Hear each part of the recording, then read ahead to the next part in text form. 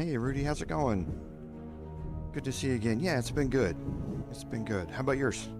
Everything going all right with you?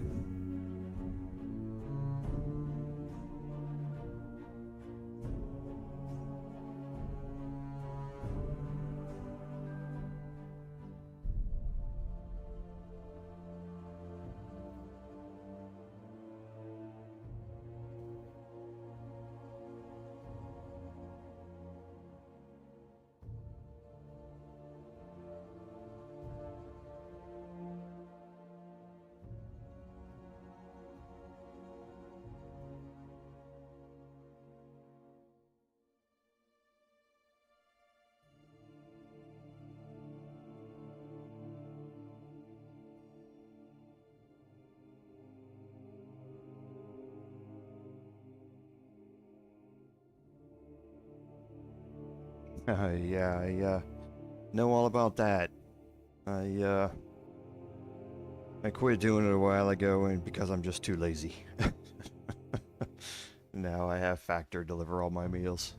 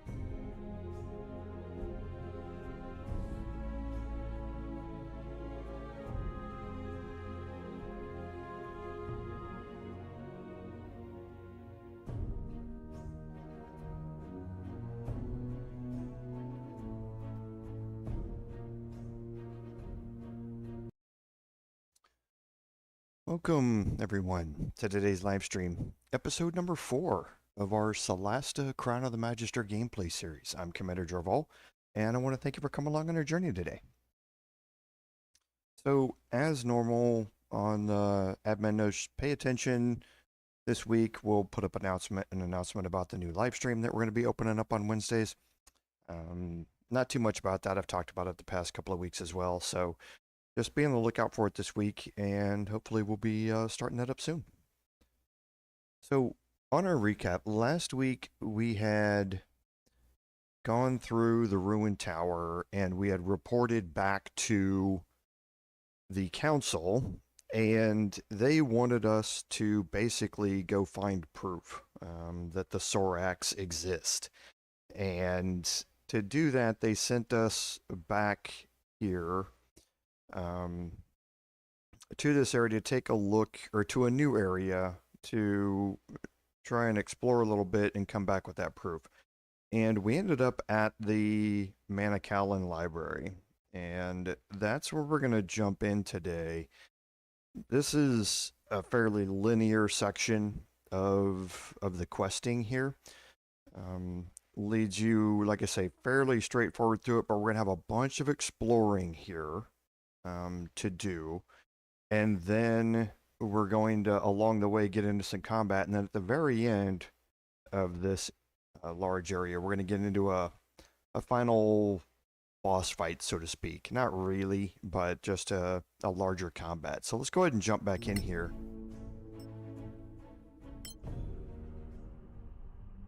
And we'll take a look at where we are.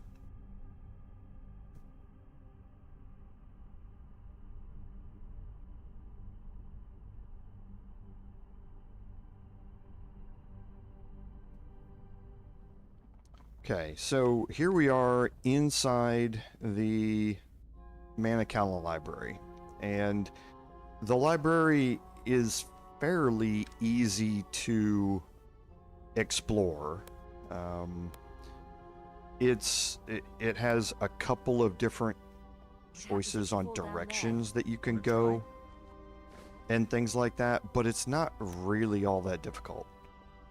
So we're going to just start some exploring here, and we have M in cautious mode, and you see the torches are going to auto light themselves.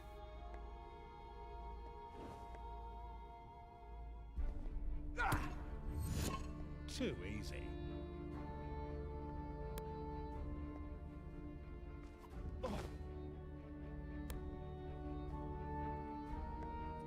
And we're going to make our way down here to this end. And if we hold Alt, you can see there's a door here.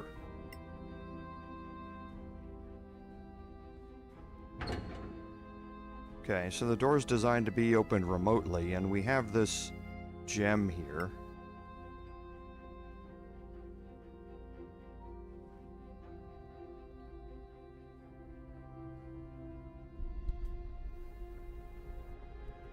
Well, that didn't do a damn thing.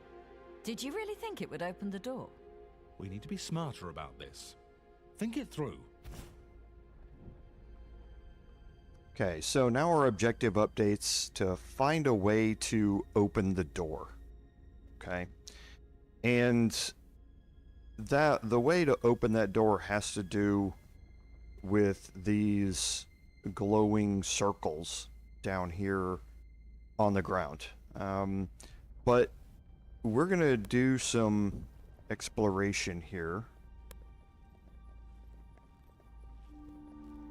I don't need to be cautious while doing this section of it.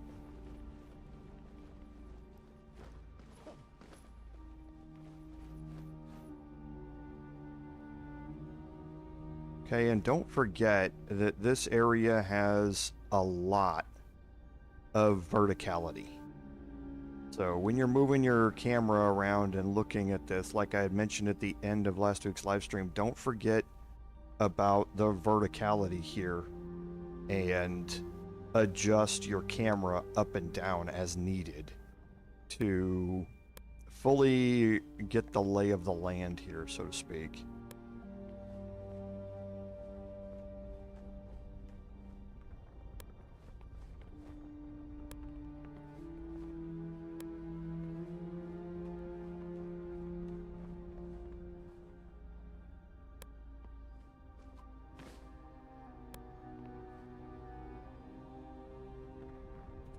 Okay, now as you move into this area here, you're going to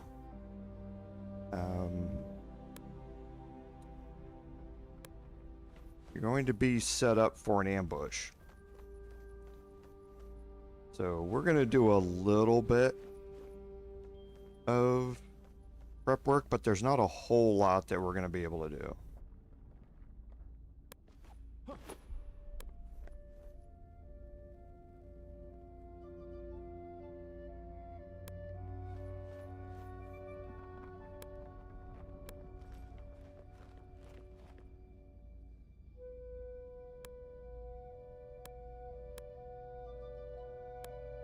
Okay.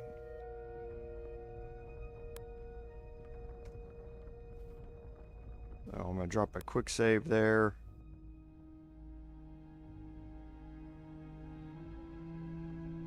Is this one of those rocks that...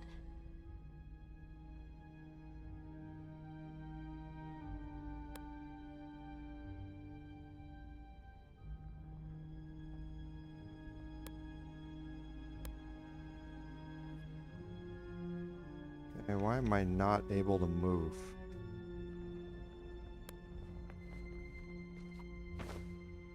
Okay, that was weird.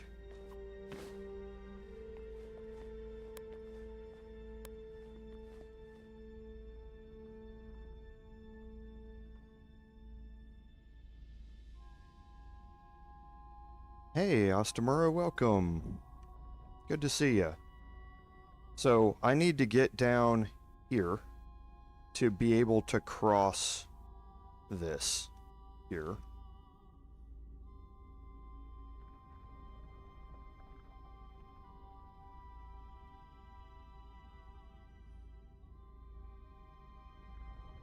And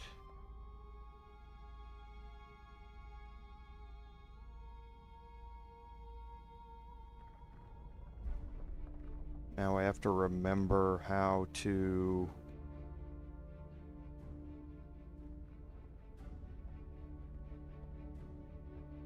do that. I know one way I can do it, but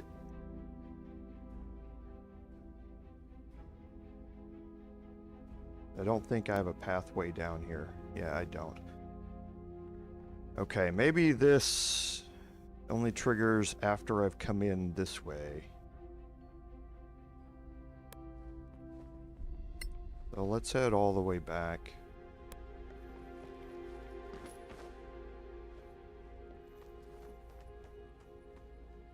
And head across over here.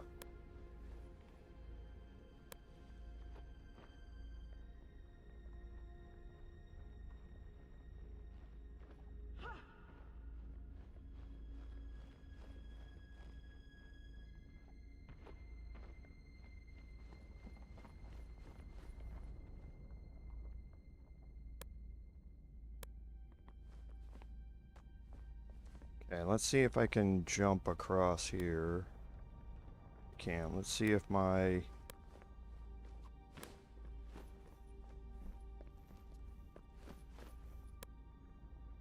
Paladin can jump. Something's not right. I know I went this way before. Because I know I can fly down there. I just don't want to do that. And I know I can get across using all of this here, which goes around all of this. But I think the only way to get over here is by knocking this down.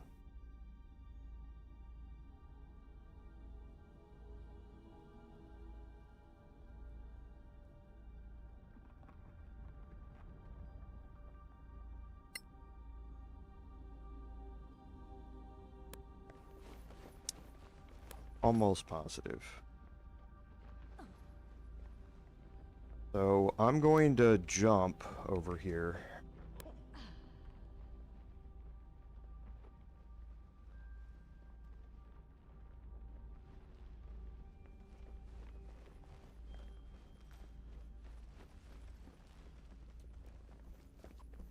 Because there's also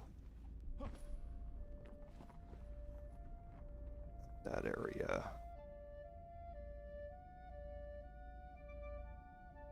This area down here. Sorry, I'm just looking around. It's been a while since I like this game so much. I've been playing it so much offline that I've completely forgotten where I am in these. Because I can't make that jump. I can't jump across there.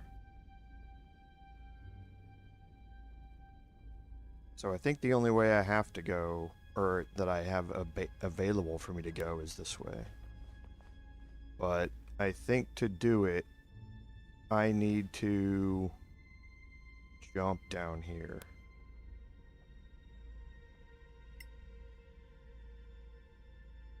And I can't get across to here.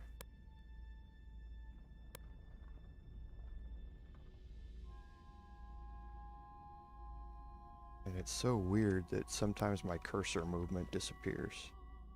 Does he have the highest strength? Yeah, he's got the 16. Okay, so he can make it. That was so weird.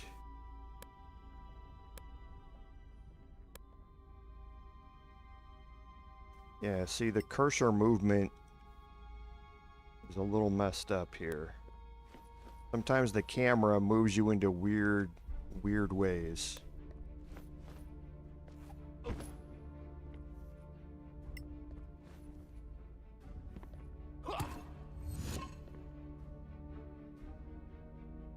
And that's going to open up the ladders to get me down.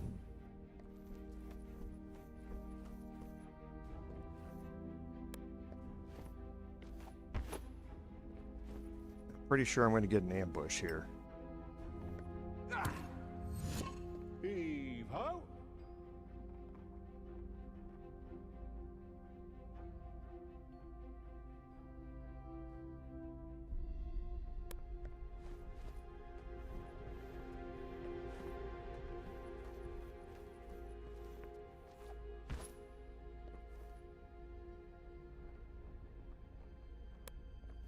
Need to move my camera up a little bit. When it dips down like that, sometimes you can see the icon goes away, so if you move your camera up, it'll pop it back up again. And now we're going to end up here. Okay, so for this one, I'm pretty sure that, and I'm going to drop a quick save here.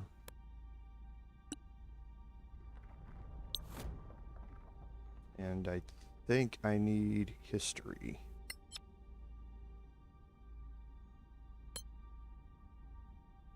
On her.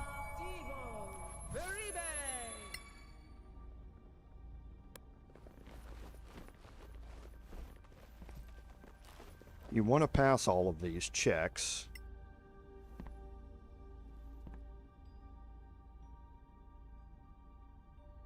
Fancy. She looks like an empress. And she failed, so we're going to reload that. If it was, she sure let it go to hell. What a pack rat. You are... You want to pass all of those? And I'll show you why.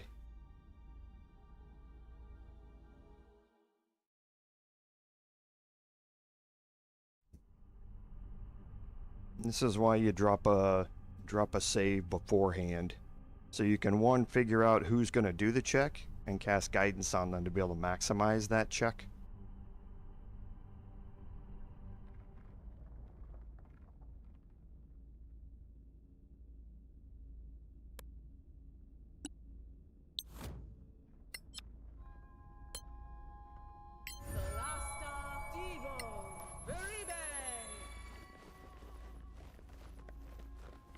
But sometimes you can't avoid rolling the 3.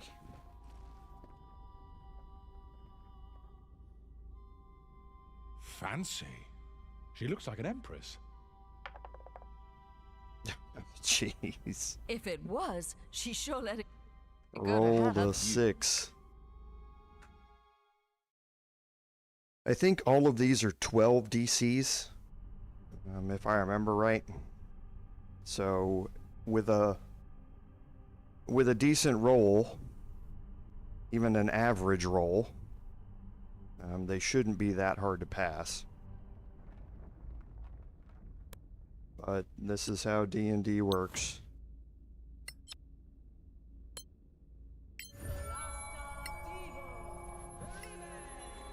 See if we get it here. I think on my personal playthrough, one of these I tried 6 times before I got it. Fancy. She looks like an empress. Jeez, here we go. You... Anybody want to put an over/under in the chat on how many times we're gonna have to go before we get it? At least I'm getting all the crappy rolls out early on. Hey Dave, welcome. Sorry, didn't see you come in. Good to see you again.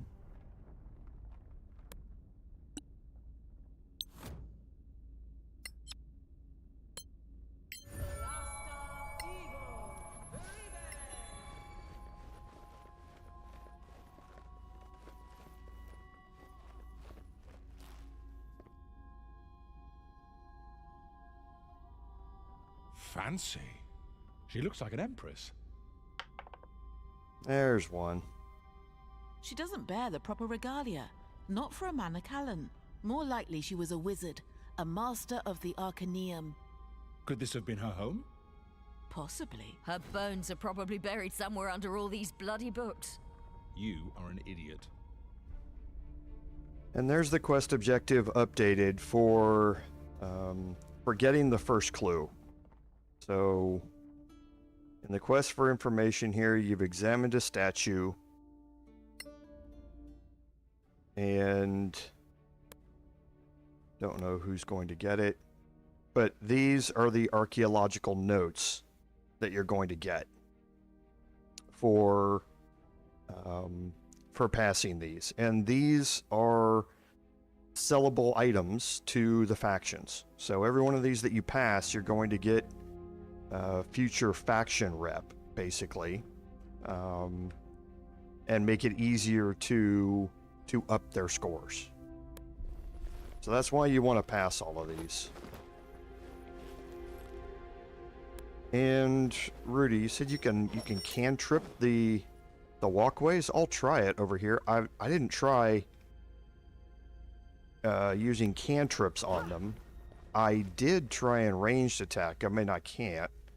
So, but I didn't try a cantrip.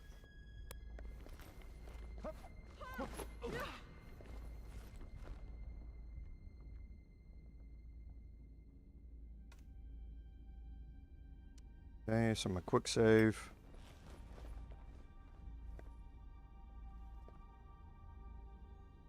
Interesting. It's in remarkable condition, considering how long it's been here. Do you think it has magical properties? A spellbook that predates the Cataclysm. And I should care because... A long-forgotten spell. A valuable secret. But it looks to be locked. Take it. Perhaps someone in Caer Kiflin will know how to open it. Indeed, but we have more pressing matters to attend to first. And there's the second clue. Now, the second clue you don't have to pass a check for. You just found an ancient spell book, and that's going to sit in your inventory. In somebody's inventory.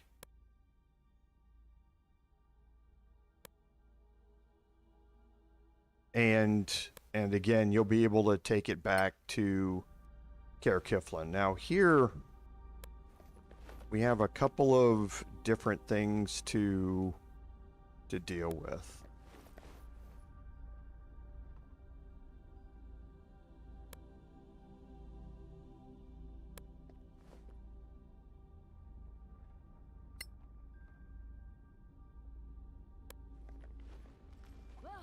Okay, so let's jump back across here and we'll look at this whole area here. First, let's try this.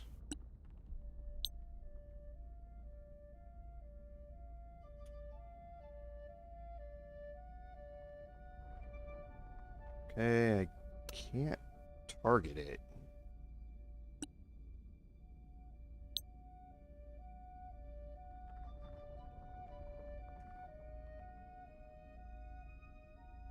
I can't target it with a cantrip. I did try and ranged attack it in my personal playthrough and I can't. Let me know if there's something that that I'm doing different there, Rudi. So here, we're gonna break this apart and head down the ladders.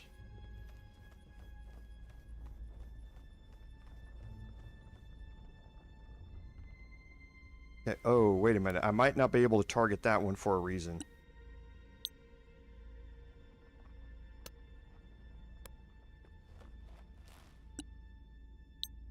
Yeah, no, I can't target this one either. Okay. So you knock this one down. And it goes up. And that makes perfect sense because we've got the this whole thing happening here. And then you have this chest over here. And you have a rock that you can use to get up, back up here. But there's no path to that destination. This is one of the locations where you need either the jump spell or the fly spell. And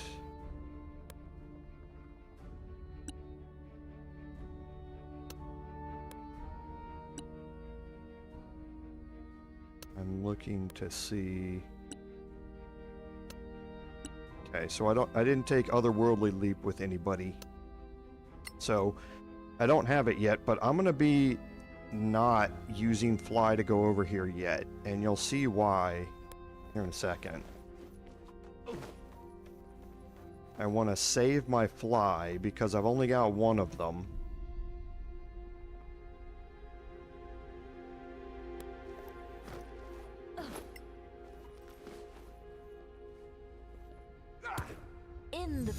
plans. I know. Okay, and that will Expect open the up unexpected. this chest up here.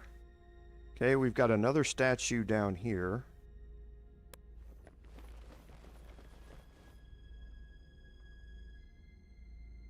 And we've got a trap.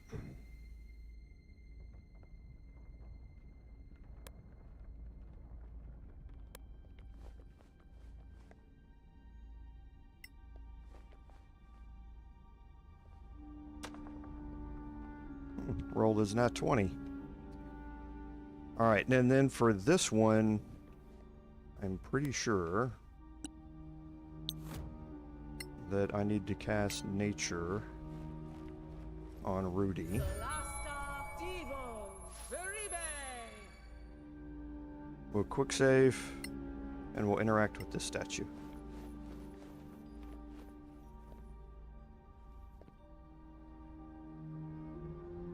You see that? Is that a Sorak? Don't be ridiculous. This is pre-cataclysm. Before anyone knew what a Sorak even was. Doesn't have the big spines. It's a dragon. It's no bigger than a man. It's standing just like a human. Ever seen a dragon do that? Ever seen a dragon at all? How would you know? Stop losing time. It's just a statue. So I needed to cast that on Rudi. I cast it on M, but Rudi rolled a 19 and passed it anyway. And that's a Dragonborn there. And he got the second archaeological notes.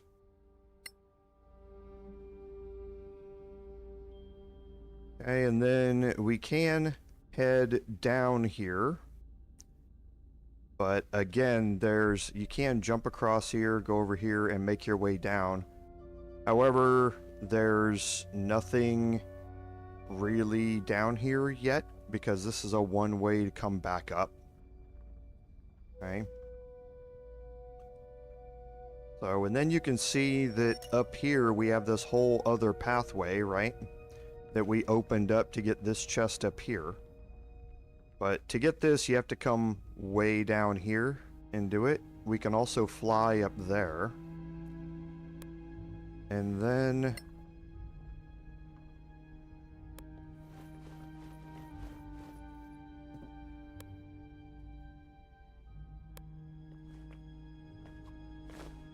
here, we have a whole nother thing as well. Where you can get across here, get the chest, hit this, and come back. But again, you have to have fly to do all of this. So what we can do now is kind of position Rudi so that we can max, because fly has a time limit.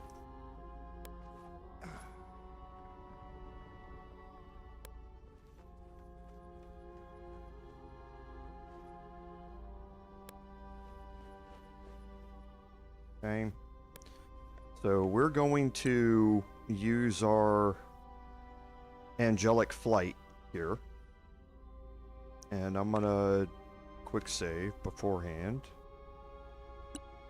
Use our angelic flight, move down here, open this,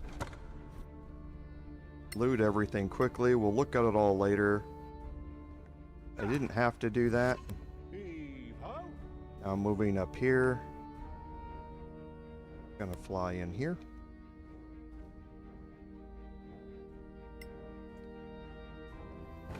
Unlock this, loot it all, open that, fly back.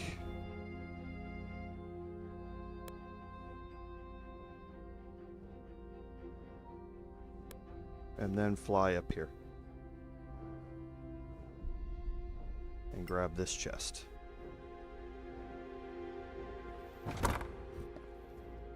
Loot all, and then fly back down here.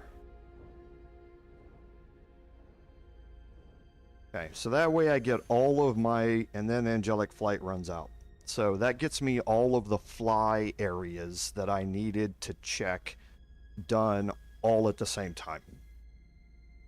Okay, using just one 1 flight spell. So what did we pick up? We picked up a primed crossbow, a magnificent belt. Okay, we got a crafting manual, so let's just read all of these and get all of our short sword of acuteness, battle axe of acuteness, how to craft scrolls of fog cloud, and Whiteburn. Now, Whiteburn is a magical short sword that we'll learn about a little bit later. And we got a soul gem, which you're going to need for crafting, and a diamond, which can be used for a couple of different things. Okay, so now let's go to here, and we will cast a ritual spell of Identify on the belt.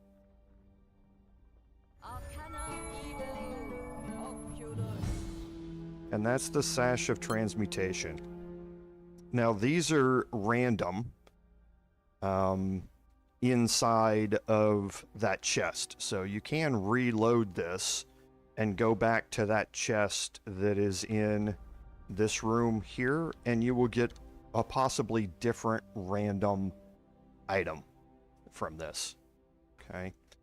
So what it does is there's 1 healing charge. It requires attunement, meaning you need to take a short rest and attune yourself to it. And once you have an attunable item in your inventory, and you take a short rest or a long rest, it's going to pop up with attune item down below so that you can spend some time attuning to it. It's got 1 charge of healing, and it does 1d8 plus 2 healing. And this is, you can see the usage. There are 2 charges, and it recharges both of those charges on a short rest. Okay, so each healing charge does 1d8 plus 2. You have 2 of them per short rest, and then every short rest it recharges. Okay, now this is a monk only thing. All right, and we do have an open belt slot here, so we could take a short rest and attune to it. I'm going to be taking another short rest here in a minute anyway, after what we're about to get into here. So I'm not going to do anything in particular with it right now, but I am going to go up and move in here. Are those webs? And they are webs. Okay. You can see that we've got, you know, egg-looking things around here, and he just alerted us to the fact that there are webs. So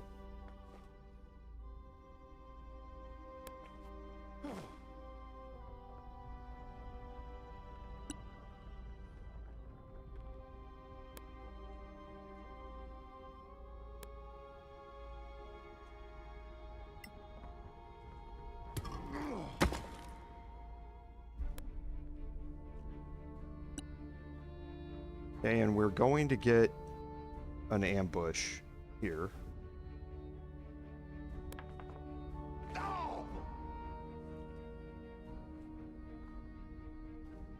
And this is your ladder to get back up all the way around here, is by jumping across there, getting up on top of here, and going up here. Now there's another chest up here.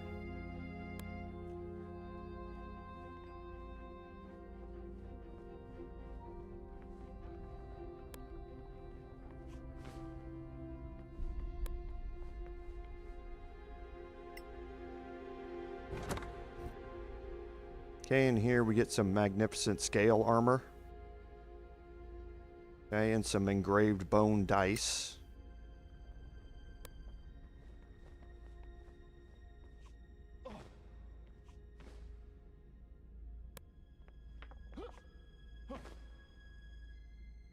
And I'm gonna go look at that scale armor real quick.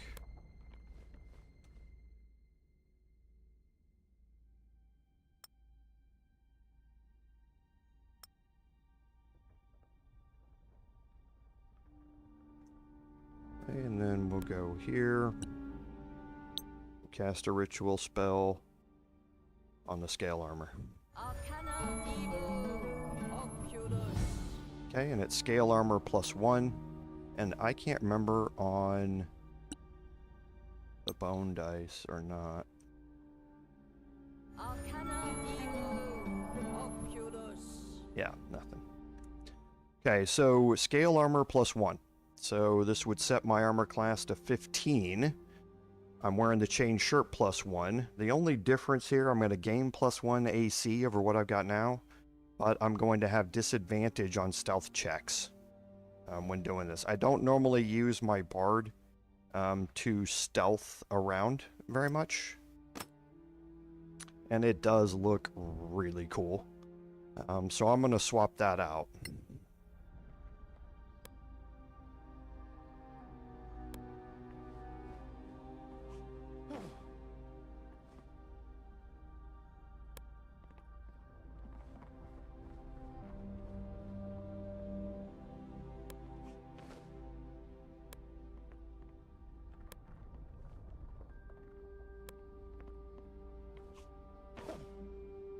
Okay, here I'm about to trigger this.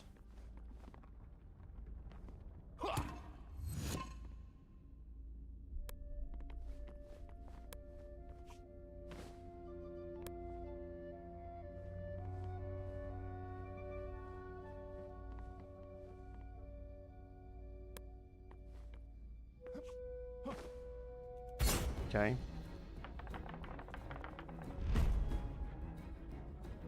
I don't think I need to do anything. Okay, so once you activate this rock and then you make your way back up, you're going to trigger this ambush, and it's a spectral spider, badland spider ambush here. So let's see what we've got. A couple here. The spectral spider is more what I'm worried about.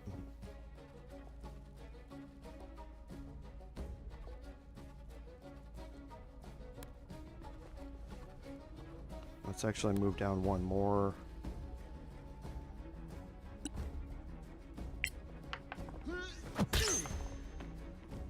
Okay, it's resistant to bludgeoning damage.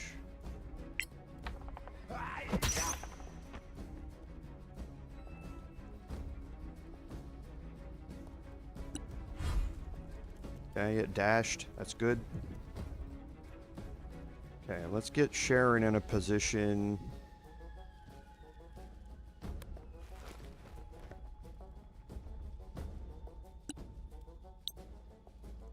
Solasta Encho Minure. Solasta Evo Magnus. Exactly what I wanted to see. Okay, because I think everybody else is going to have to dash to get to me.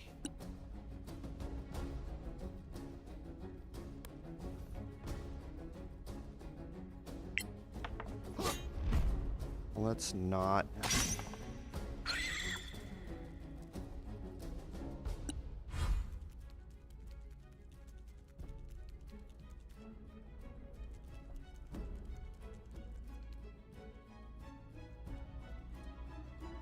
Okay, we'll move up here.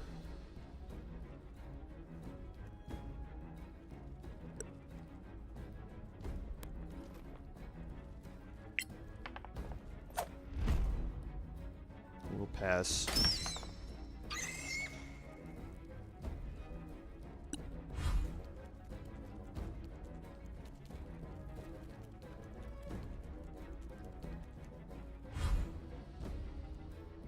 Okay, so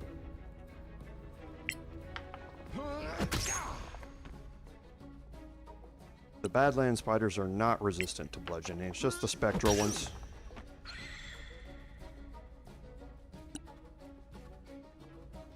Okay, can we see this one? I think she can, yes. Solasta Evo Magnus.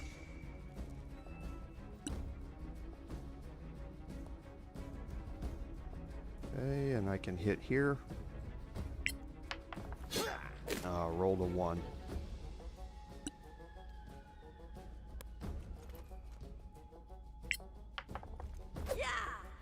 And a 5.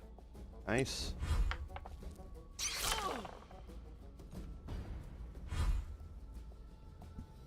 So that hurt.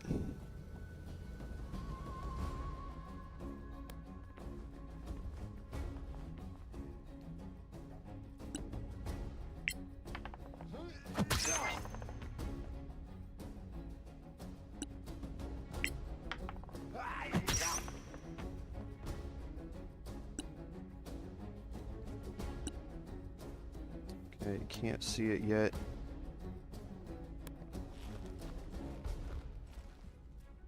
Let's actually not do that.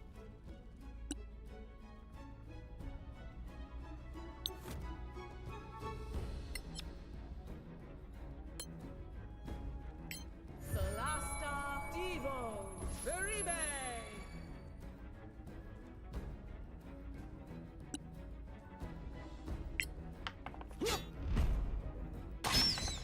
Pass. See if we can get a kill here. Perfect. And there we went with our successful survival checks. That's why I cast guidance on him. All of our survival checks were good. That means when we look at our bestiary, we're now learning more about the spiders here. So, the spectral spider, we learned more about him. They're undead. That's good to know. I didn't know they were undead. So let's go ahead and loot. Who has... Nobody yet. Okay.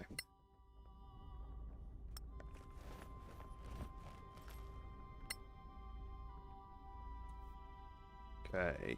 So now we're going to take a short rest.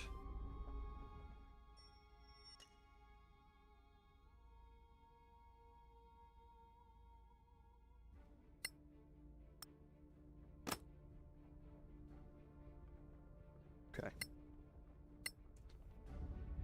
So let's take a short rest here.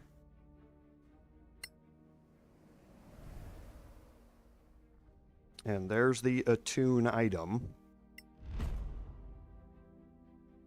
You can only have 3 attuned items at any one time.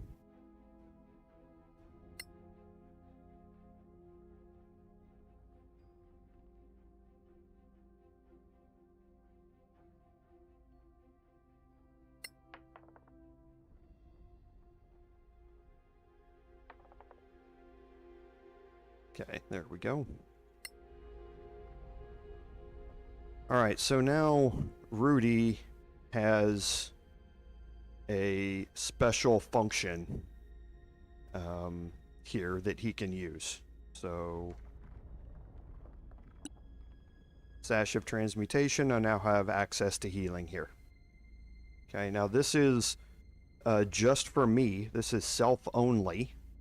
Whereas the Potion of Healing, I can heal others as well.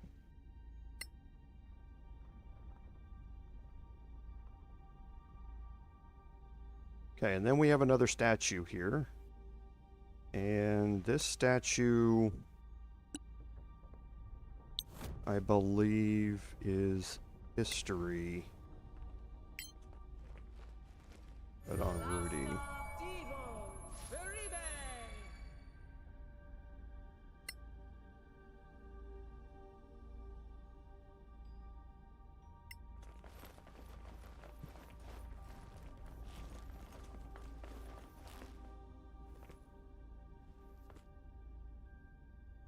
Another statue. These Manacalon wizards were quite fond of themselves. And he rolled a 2.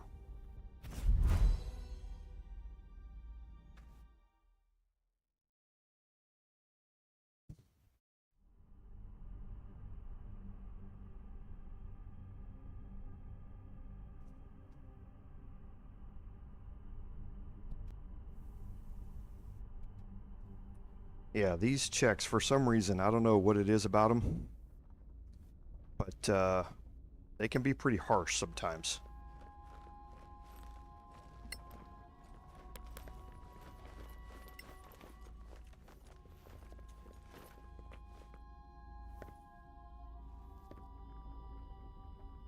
Another statue. These Manacalon wizards were quite fond of themselves. Now, this is an emperor. A famous one, too. Lerithir Imradir. He was emperor at the time of the Cataclysm. He made history, but not the way he would have wanted. And that's going to get us our third set of archaeological notes. Okay. So again, they're worth quite a bit in faction reps. So you want to make sure that you're passing all of those when you run into them. So make sure you drop a save and that you're ready to go. Okay. So everything else along that way is all done. We've been down here. We've been up above us over there. Well, let's start making our way into the middle here. All these books floating around, and I can't grab them. Okay, so we're going to take M and climb up here.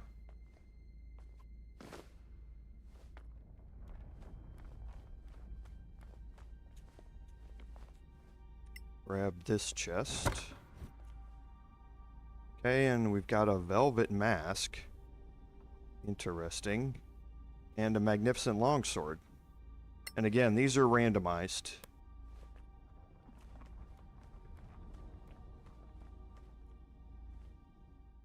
So we will take the magnificent longsword and the velvet mask.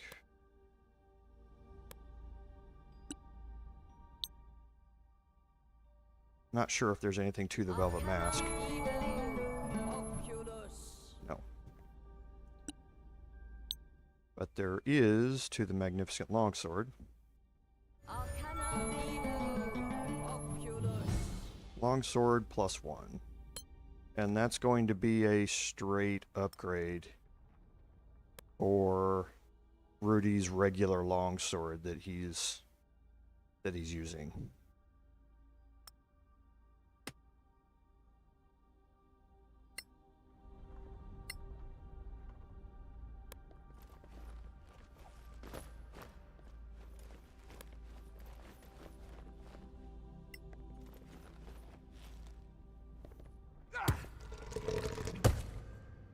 Okay, now this is going to give us access back to the beginning, because now we can move here and jump across that small gap to get there. But now we should see a few of these glowing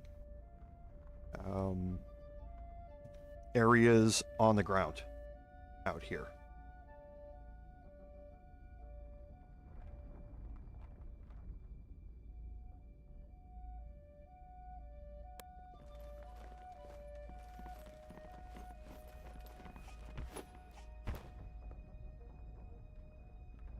What kind of runes are those?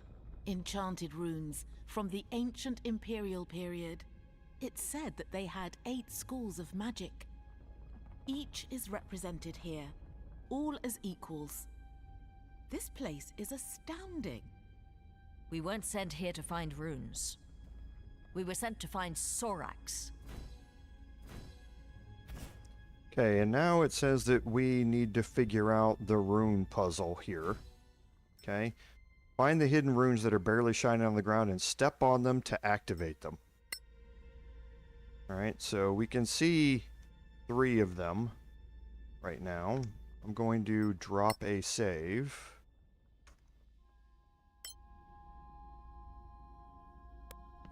I stepped on some magical rune. I guess there's a reason for that. Okay.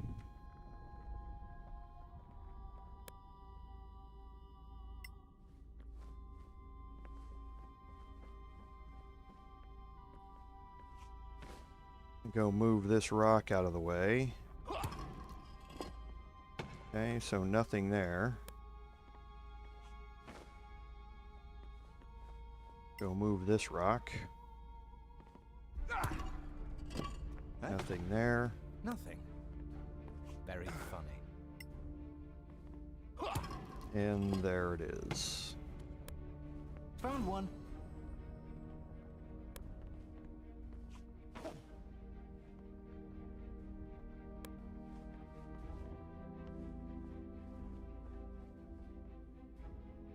Okay, so now we'll activate Another one.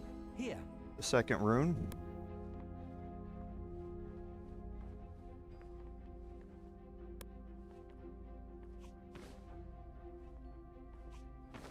Good work.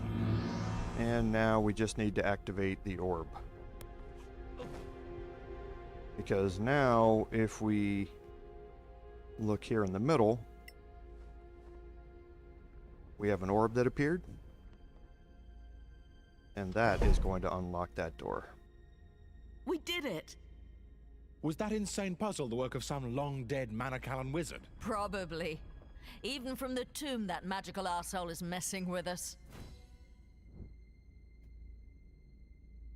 Alright, now we can make our way back up here.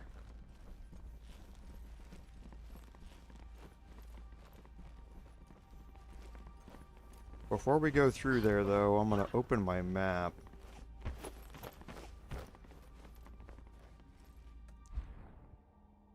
Look and make sure all of my chest icons are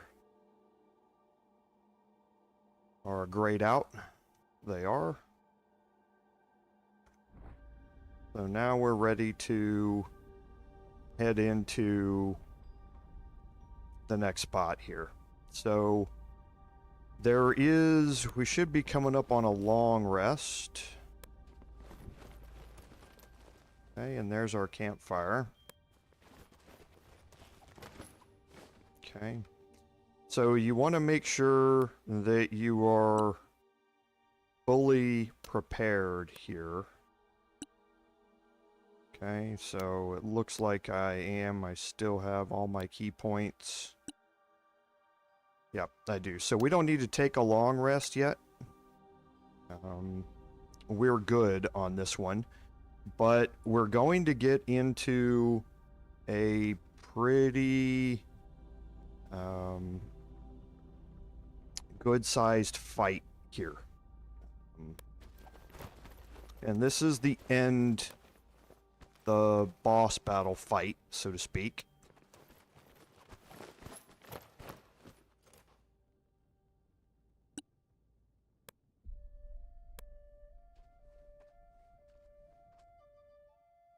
Okay, so there are mana lamps. Any magical damage will activate them, even a cantrip. So if I cast Elder's Blast, it's going to light them up.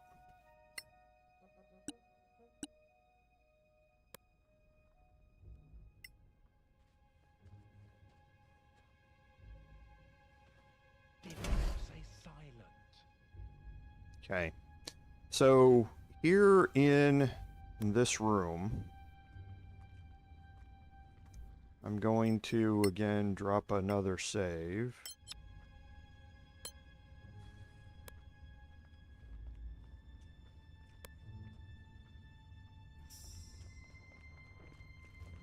Stay hidden. They're here. Soraks. What else could they be? This is it, friends. Stay strong. Get in position, hit them hard, and take them by surprise. Ready? Okay, and this is going to move everybody into the room, and the door is going to be closed, and you're not going to be able to get out of it. So, from up here, you're fine. But I'm going to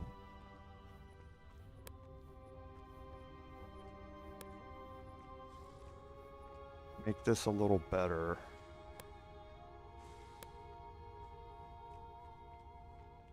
You can fight from up here all you want. Not a problem with it. I'm just not going to.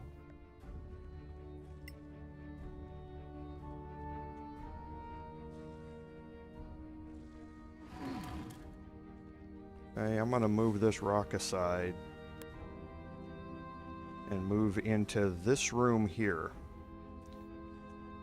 Okay, now this room puts me here. None of the Soraks are going to approach through here.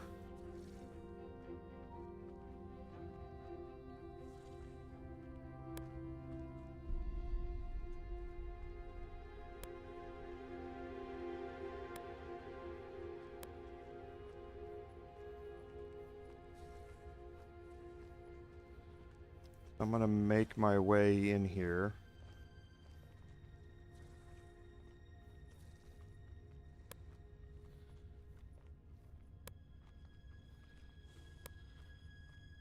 With all of my characters.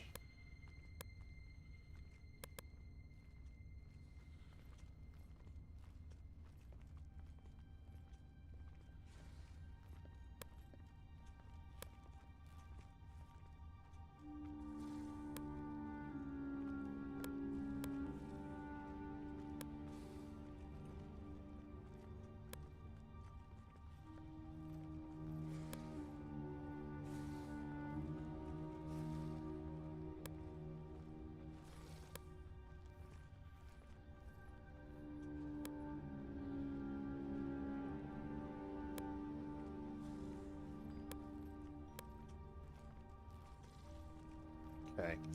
And I'm going to be somewhat careful about how I position things here, because I need to kind of look and see who has what here.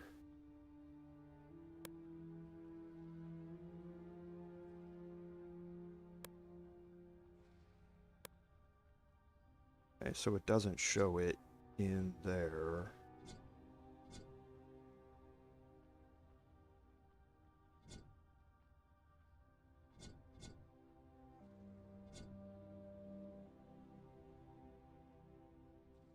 Okay, so there's Devil Sight there. Devil Sight there. No Devil Sight on my Bard. And no Devil Sight, obviously, on here. So, I'm going to have, by casting Darkness up here, I'm going to have some advantages using Rudi and using Sharon in here, but not with M or my Bard. Alright, so I'm going to move M up here.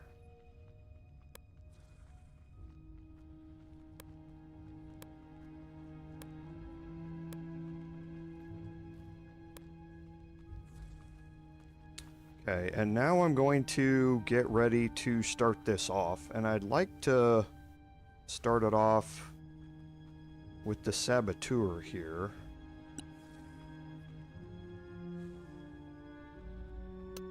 It's invocation. Okay, doesn't have it, and she doesn't have it either. Yeah. So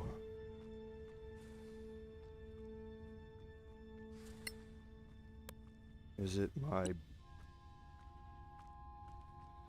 So I don't have any invocations yet with her.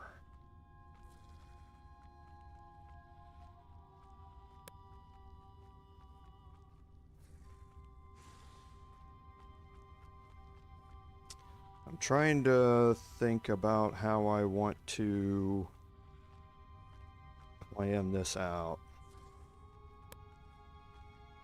Because I know what I would like to do starting off with the Saboteur here. Can I attack him there? I can't.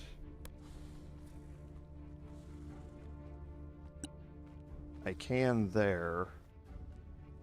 I don't know if that's going to work though. Well, let's try it. So we'll drop a save.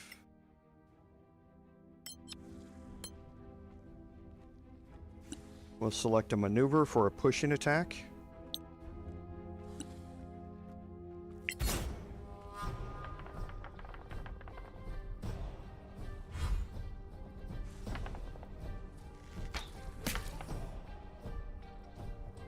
Oh, my push-in attack is only next weapon or unarmed attack that hits your... Yeah, it should have been there. It should have gone there. He didn't roll to save against it. Okay, well, we can probably get rid of him. So Sharon... no, M is going to be done for now. Sharon, though, is going to cast Darkness. And you can see the area that it's going to cover. And this is what I want it to cover, is this entire area here. Okay, now everybody it's going to show as blinded by darkness. That is not true, though. And you'll see that in the attack rolls that we're going to be getting.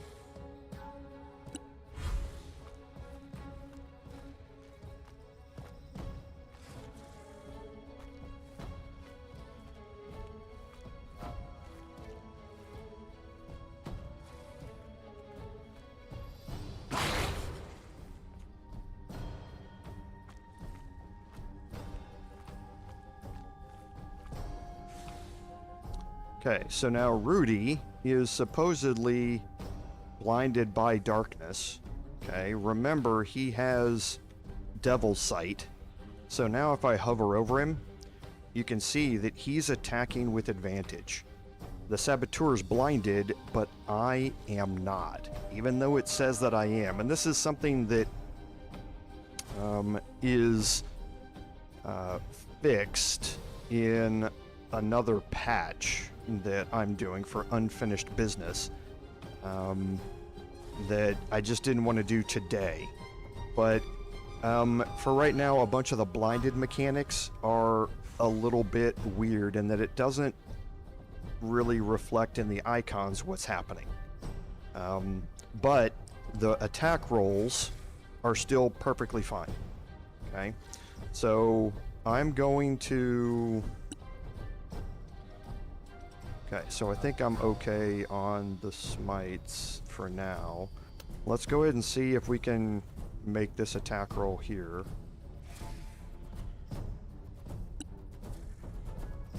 Yeah, we're still good.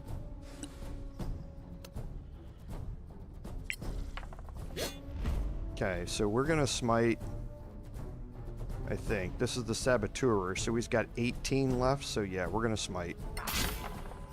Get rid of him. Okay, I'm gonna maneuver up here a little bit to the front.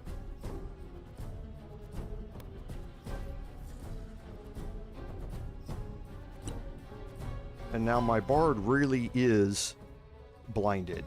If she wants to make an attack out of here, you can see it's going to be at disadvantage because they're not blinded and I am.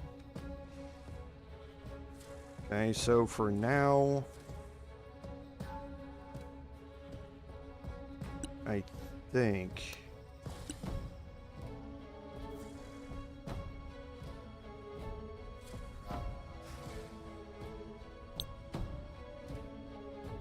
can't see him. You can see him from there, though.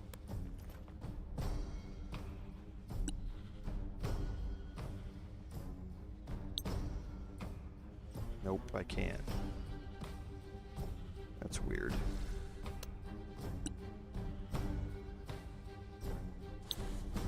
Oh, yeah.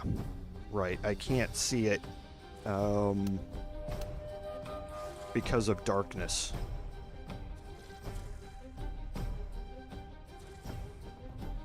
That's right.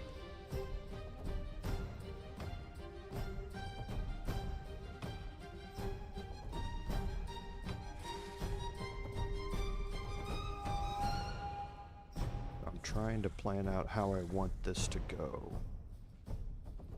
I'll just move my bard back here. And use my bardic inspiration.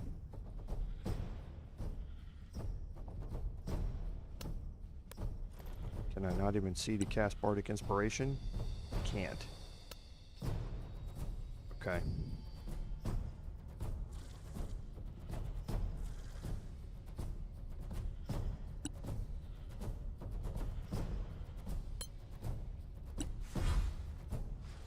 We'll wait and see what happens there.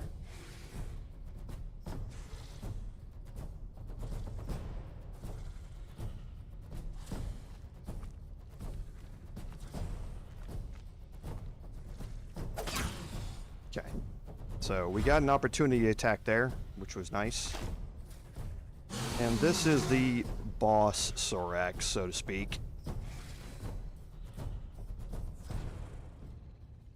Okay, so now you can see if we're looking at the attack rolls over on the left, M is blinded, but the Sorak skirmisher is also blinded. So it doesn't matter if you have multiple advantages or multiple disadvantages in tabletop. If you have an advantage and a disadvantage at the same time, they offset. Now that's a homebrew thing, but most DMs will work it that advantage and disadvantage offset, and that just means that all the attacks and defenses that you're making here are all the same. Okay, so let's go after this skirmisher here. And I missed that first one.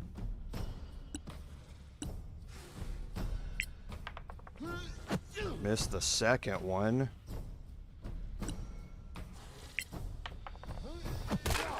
Okay, and I hit that one. So I'm gonna move up a little bit here.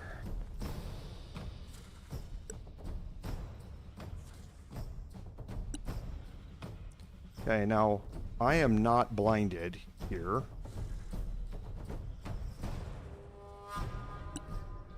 But I can't cast Malediction because that will remove darkness.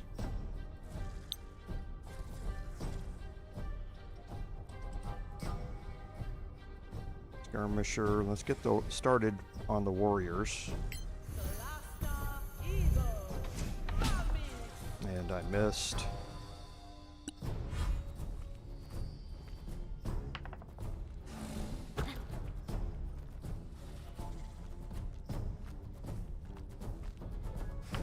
Okay, now he's at disadvantage because I'm not blinded. Because Rudi's not blinded. I will take that attack of opportunity.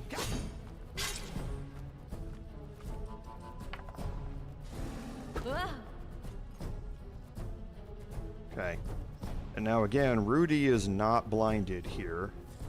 So let's work on one warrior at a time. I got plenty of time to take out this skirmisher here.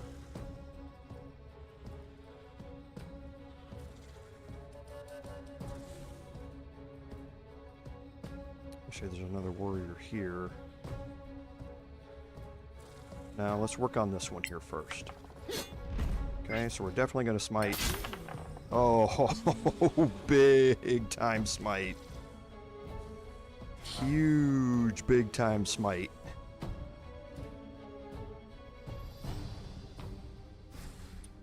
Okay, and that's going to end Rudi's turn.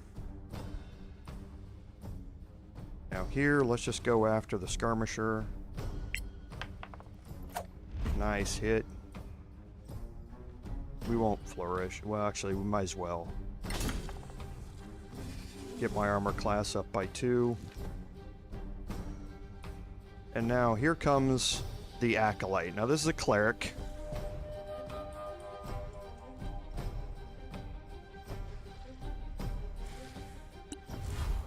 And he has the fly ability. And he's probably going to cast something that comes after multiple people here.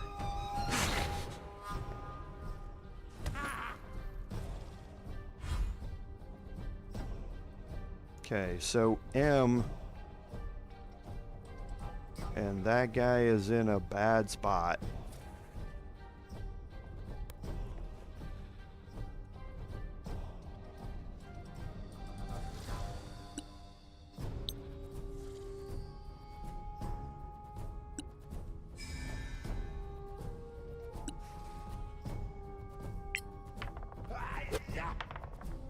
Okay, so he made his strength save.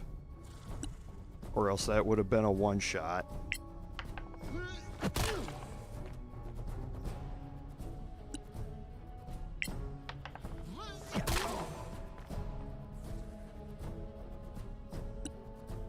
Okay, now Sharon is going to be going after the Acolyte here.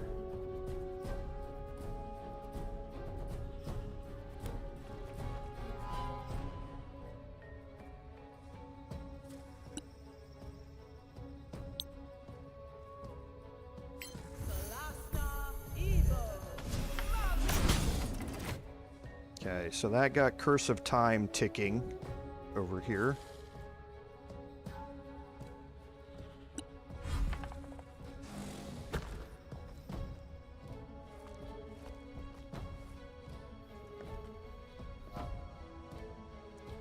Okay, so Rudi can go after the Saboteur.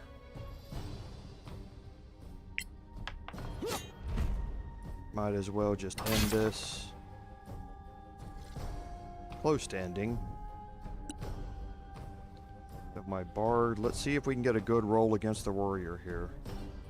Actually, what I'd like to do.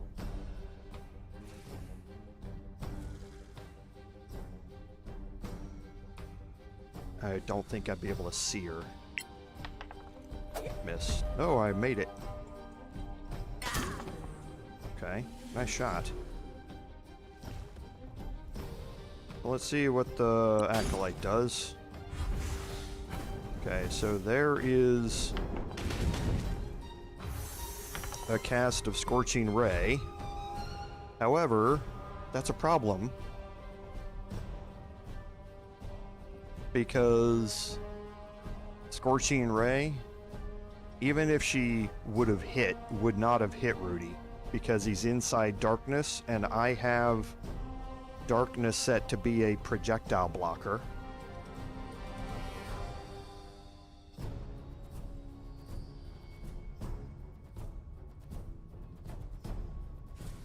Okay, so I think I'm gonna get down here. No, I'll have Rudi. I'll have M keep this up.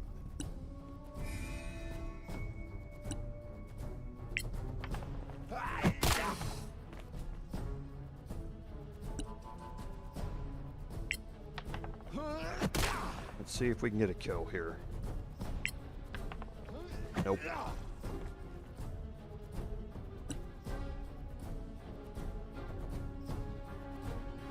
Alright, for this, I think I can drop darkness now.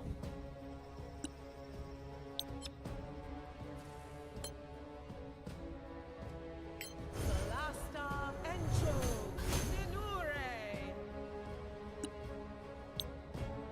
Solasta, Evo, Malmis. Of course.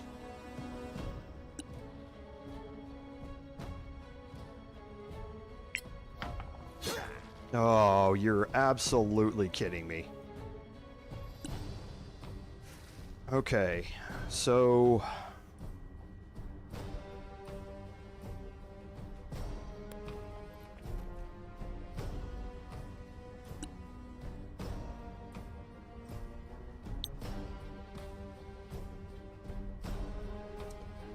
So the Acolyte is flying.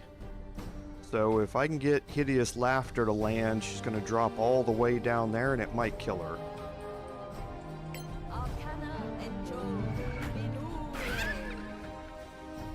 Oh, saved. Roll a 10, needed is a DC 15. Now, it has higher wisdom saves, so that wasn't unexpected, but still. There's Scorching Ray again. Now this is going to hit. Oh, it wasn't. It was blindness.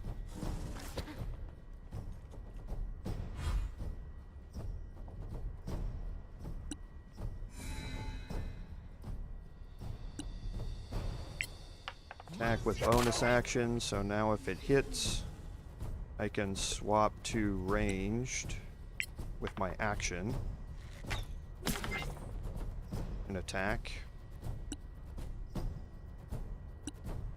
And I'm going to cast Guidance Survival on M. Solasta Divo Veribe.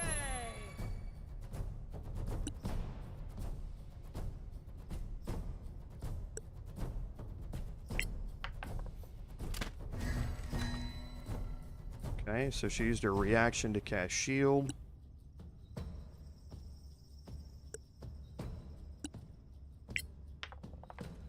And I missed. Okay, so she dropped. She lost concentration.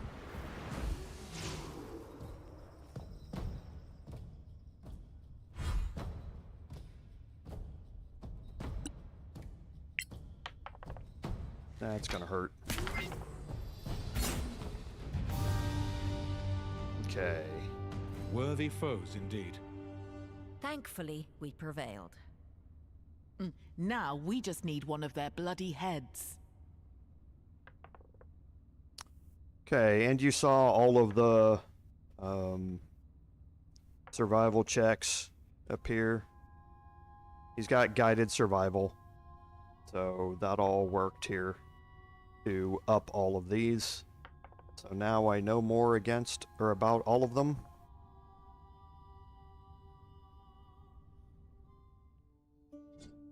And that was the intent. Just because now we have 2 levels of knowledge in the Acolyte, so we know how many hit points and what the armor class is. He's got Dark Vision and Superior Dark Vision. That doesn't protect it from the Darkness spell, though. The Skirmisher we know everything about now. So it's more powerful and regenerates in darkness. That's true, it can very rarely, though, outpace the damage that you do to it when you're fighting in darkness. So it's immune to being mind controlled or charmed. So all these things help plan your attacks out better when you're dealing with them in the future. Okay. So the bestiary is actually a really nice thing. DMs and tabletop work this a little different. They normally don't allow you to have the monster manual at the table with you to know how this works. What they will normally do is keep a monster compendium that if they do follow the rules about knowledge levels and that sort of stuff, they will maintain that. And if there's an enemy that's out there, they will allow you to have access to the card, so to speak, against that enemy with a certain level on it. So let's look around here and do some looting before we deal with what's in the middle.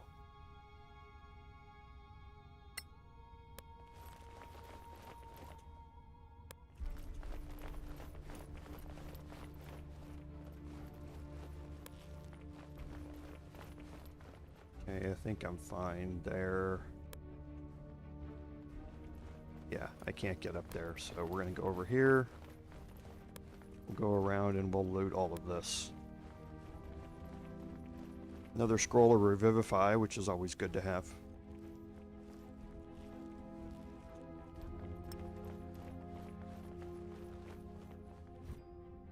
Okay, so a bunch of silver, some more poisonous spines, some clothing. Nothing really all that interesting here.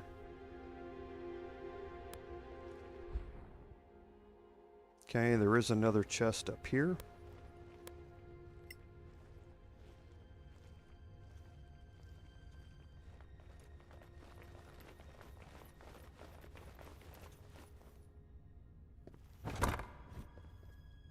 And we have some primed half plate. So half plate that is ready to be enchanted. A doom gem for enchanting. And a crafting manual for scrolls of mage armor. Let's look through our inventory and make sure if we've got any crafting manuals that we just read them. I don't think we're going to have that many.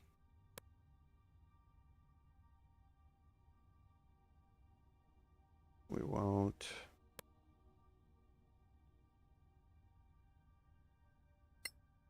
Okay. So now we'll make our way back down here, and you can see the quest log is updated. So now all we need is to seize the artifact. Okay. Goblin culture, we already collected that last episode. Just turned it into the quest board. Same thing with the Sorak relic. So we're just about ready. Now, before you do this, if you are playing with the unfinished business mod, okay, what you need to do is open up the mod. Go to campaigns and turn off enable the hero with best proficiency to roll dialogue choices. Okay, if you have this on, which I normally do, that's what causes the characters to overlap each other. That's why it says it works but looks odd on official campaigns. If you've got that turned on, turn it off before you do this. Okay, save it and close it. The reason for that is that there's an artifact here. Okay. The crown of the Magister is on this pedestal, and you're able to give it to whoever you want. But whoever you give it to is stuck with it. It's cursed, and they're not able to remove it once they have it on them. So you want to be able to pick who you want to give this to that it's best suited to. Okay? So, at this point, the crown of the Magister is going to do a couple of base things. So first, you're going to be able to cast Revivify. Well, first, it's got 5 charges in a day. Okay, and it recharges on a long rest. So 5 charges every day at dawn, it refreshes itself. So you can cast Revivify, and that costs 1 charge. So you're able to cast 5 Revivifies before you have to long rest for this, which is great. It means basically you don't, as long as you can keep your bard alive, you don't have to hold a whole bunch of Revivify scrolls. You can cast Raise Dead, okay, as well. And Raise Dead costs 3 charges, okay. Now, that Raise Dead allows you to revive a character. Okay. Now, the casting time is 1 hour, so it's not something that you're able to do while you're in combat. But if one of your party members dies during this, then you can cast Raise Dead. Now, what I don't know about this, the normal Raise Dead spell requires you to have a diamond in your inventory, I believe. That's the material component that goes along this. It's actually a diamond. Yeah, I think it's a diamond that has a value of at least 500. So that one might not even work. I haven't had the chance to use it yet here in the game. But what I don't know is if the Crown of the Magister Raise Dead requires that diamond or not. Because you're not casting it kind of yourself, you're casting it through the crown. But it will allow you to bring one of your party members back at the cost of 3 charges. The other by default thing it does is it gives you +1 to all saving throws. Which is always a good thing to have. The thing that also is going to be a benefit to one of my party members here is that I have +2 to intimidation and persuasion checks. Now, obviously my bard is really good at those checks. Okay, so a +7 intimidation, +9 persuasion. This would put her up to a +11 persuasion and +9 intimidation, which is why I chose deception as one of my proficiencies instead of intimidation. This is going to allow me to basically have expertise in both deception and intimidation for now until my proficiency modifier my proficiency die goes up. So it's going to help out all of my scores on here. Now the crown also can be leveled up, so to speak, and we're going to learn more about that here in a minute. So I always drop a quick save before this.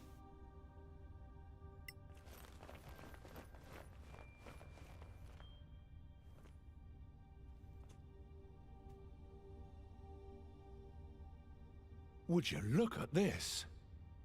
A crown of some kind? They seem to keep their distance from it. Maybe it's cursed. Look what I found. Let me take a look.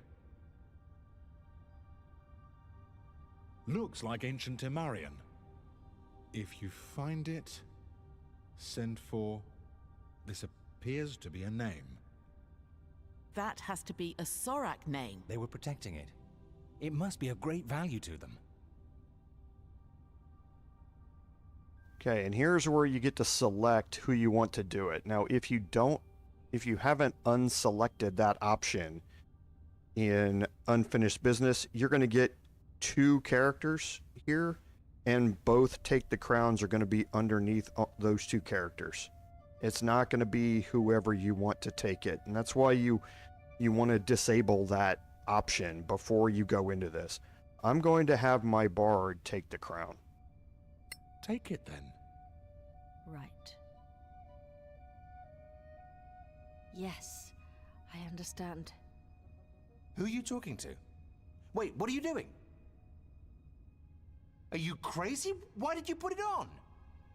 We have no idea what it does, whether it's evil or anything. What? I just kind of had to. We're supposed to share the loot, by the way. Perhaps we should rest before we head back. I say we go, before the owner of that unpronounceable name shows his ugly face.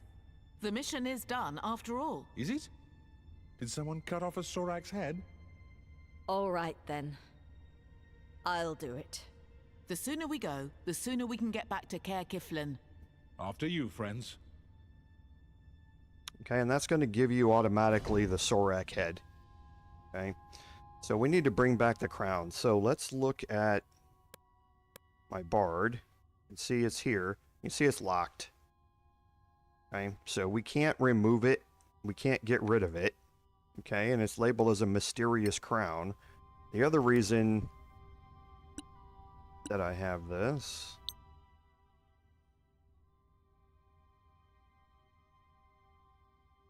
Oh, yeah. I can't cast Identify on it here. I'm gonna learn about it a little bit here in a little bit, and that will open up.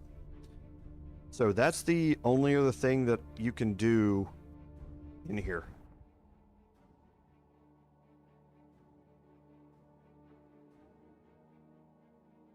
Okay, so nothing else in here. So let's head back to the long rest safe area.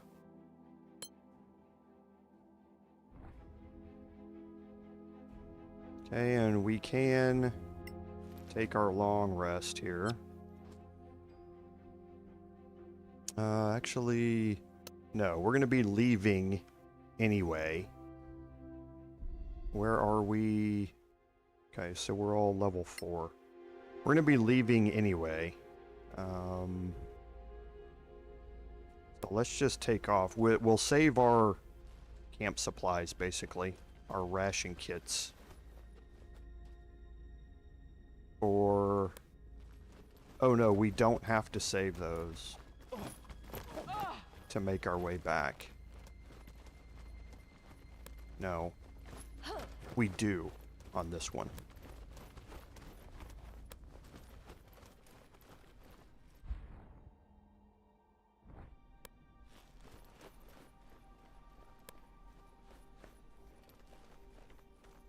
I'm getting, like I say, I'm so far ahead of where this spot is that I'm trying to remember exactly how we have to do to get back. We have to travel back on this one. We don't have access to a major gate yet.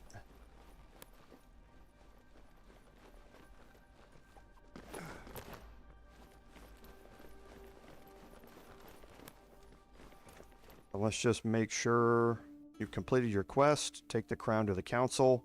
These two are already completed, so yeah, we're good. So let's just periodically check, make sure all the chests have been gotten.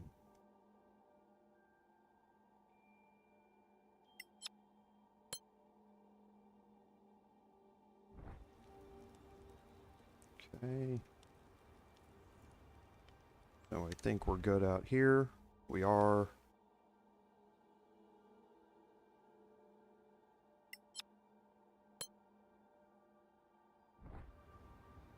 Okay, and let's get out of here. I'm gonna drop a quick save. Yes.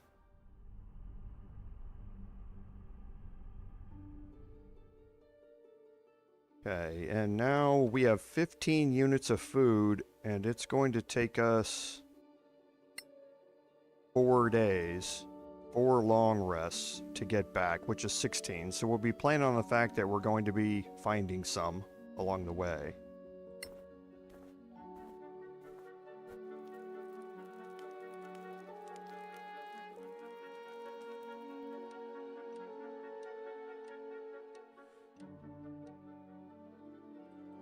Okay, we're all good here.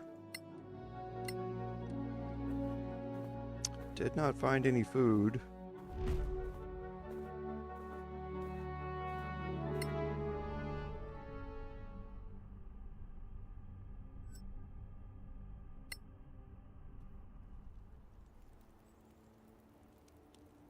Are you feeling poorly? You seem a bit pasty-faced. I don't feel too good. I knew that old crown was cursed. You don't know that. Just get rid of it. No, we need it. Need it? For what? For its power. I can feel it deep inside. Are you okay? I just need to rest for a bit. Yeah, I'm not feeling too good either. I'm exhausted as well. Maybe the curse has affected us all. Stop it. Don't be ridiculous. I propose we set up camp and get some rest. Okay, so you got a little bit of a bad response to it. I need to find some food here.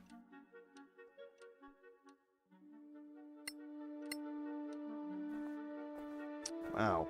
Didn't find any food again.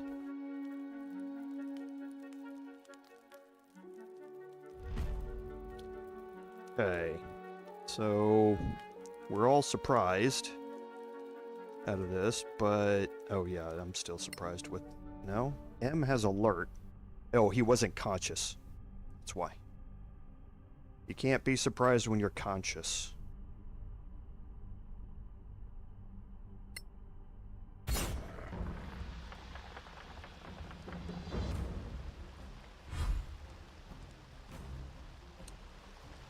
Okay, so where are the wolves? So here, here, and here. These three are the first three in the order.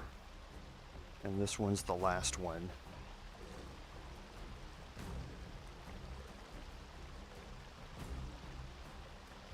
Yeah, I'm gonna move up here into the front.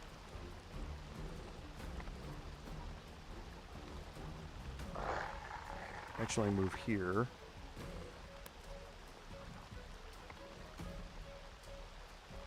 Disadvantage. So we will ready a melee attack here.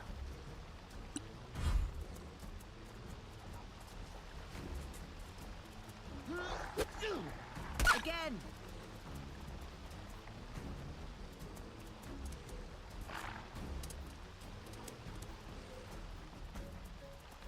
Okay, so they're all dashing in and surrounding Rudi, which is fine. So here, I'm gonna move my bard up, go after this wolf, and get a slashing attack that's gonna hit the dire wolf as well.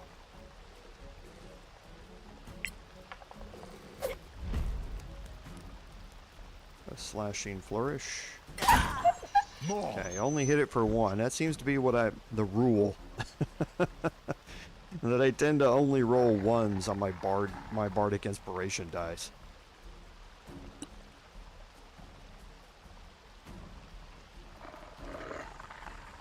I'm gonna move Sharon out of range here and get her on the high ground. Solasta, Encho, Minure.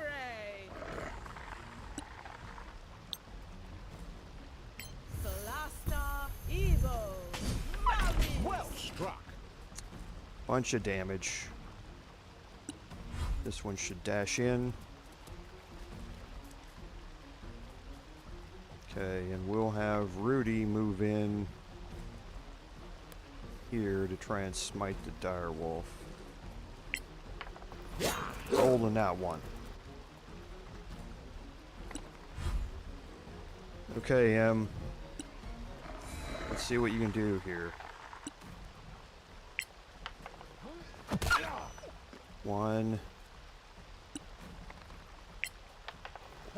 There's a kill.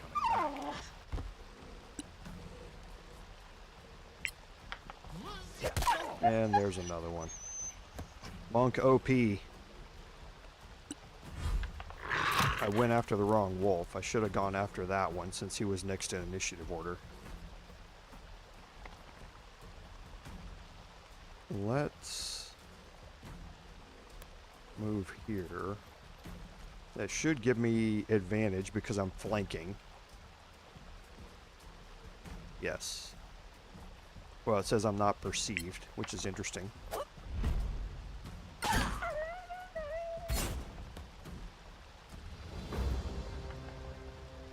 Okay, and we passed all our survival checks again. And a direwolf pelt.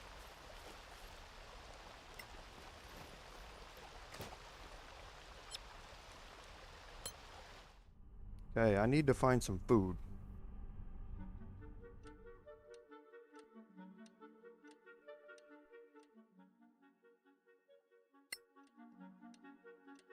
Find some food. Okay, good.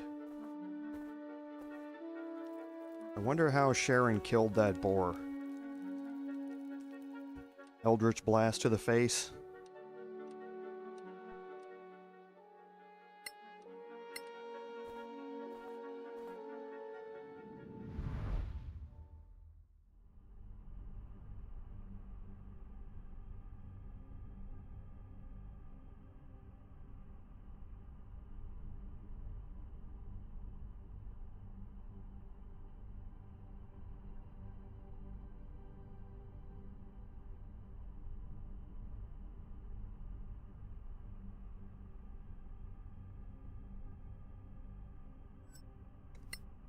Alright, so back to Caer Kiflin.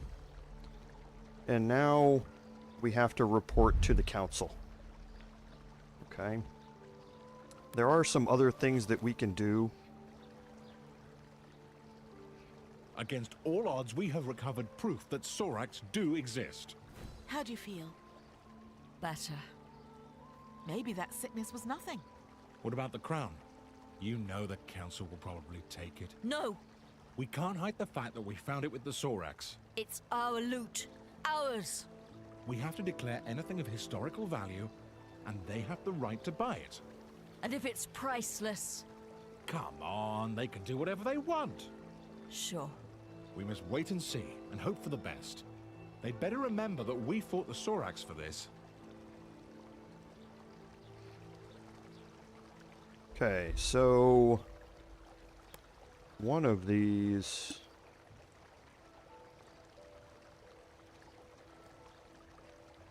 Yes.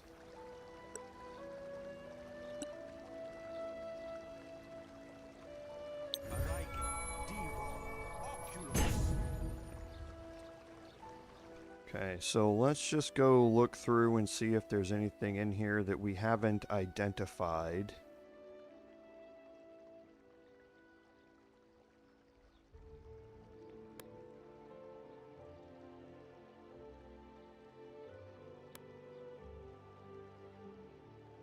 They'll be glowing with this color. Okay, so yeah, we're all good on finding magical items in our inventory. So we look at our map, we can see that we have Lord Karen over here who wants to talk to us. Let's go over to the quest board.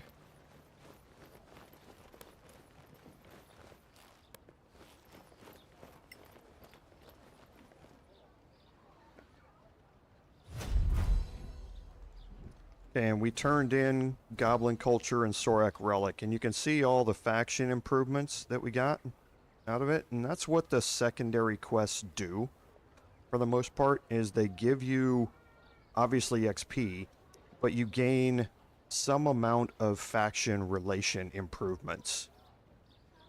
Okay? And the Scavengers and the Principality of Mosgarth are going to improve enough on their own just by doing the quests that you'll be able to max that out. The other factions, there's not enough stuff in the game right now to be able to max them all out. So you kind of need to plan out what you want to do with your relics and how you want to spend them to max out certain things. So let's first of all drop off all of our crafting stuff here.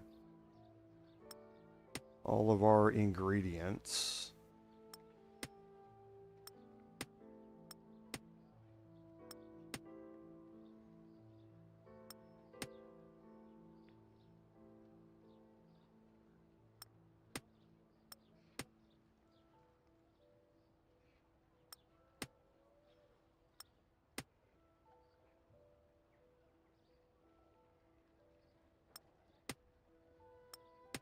And all of our primed weapons and armor.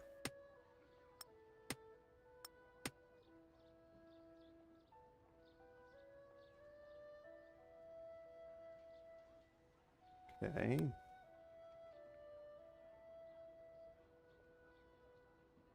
Okay, so this is just a shop item. Same thing with the velvet mask, just a shop item.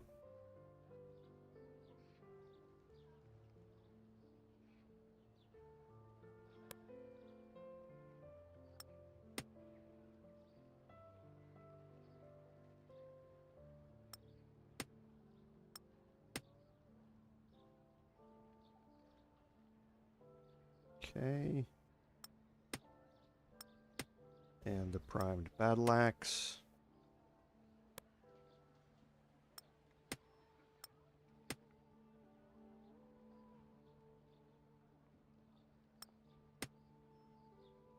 Ooh, we picked up a scroll of fireball somewhere in there.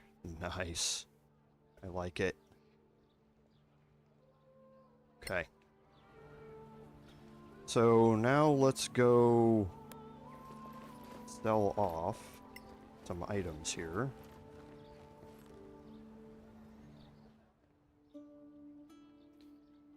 Okay, so we don't need that. The arrows here we don't need, but we'll keep them for now.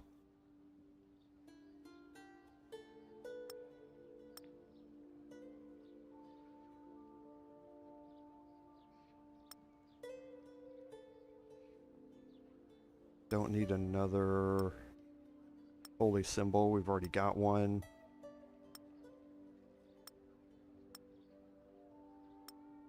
We'll keep the corrosive bolts.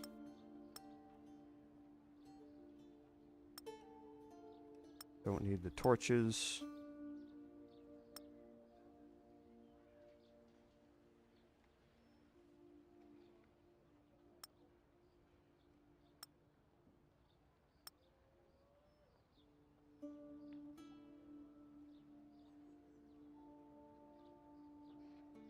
Okay, these are all relics, but the notebook page I don't think is... I'm gonna keep the... No, I can get rid of the longbow too.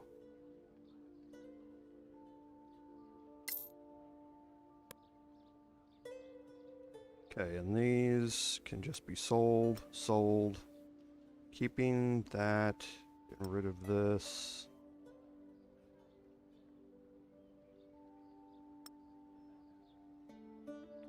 And the chain shirt I can get rid of. I don't need it anymore.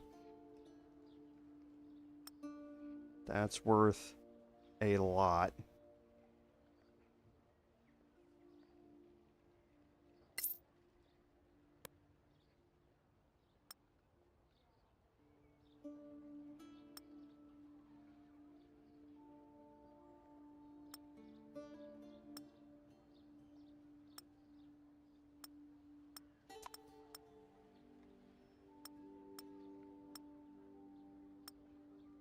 Okay, he's already got a longbow.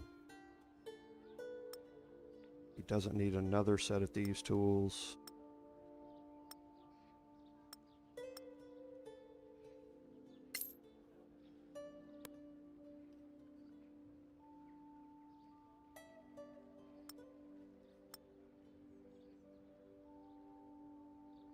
Okay.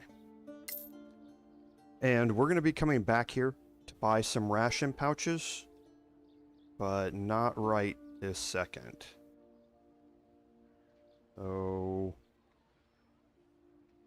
yeah, I don't think there's anything else I want to pick up here.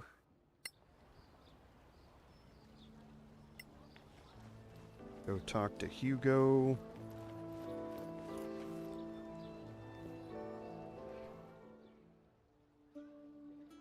And I forgot about the javelin. I can sell that.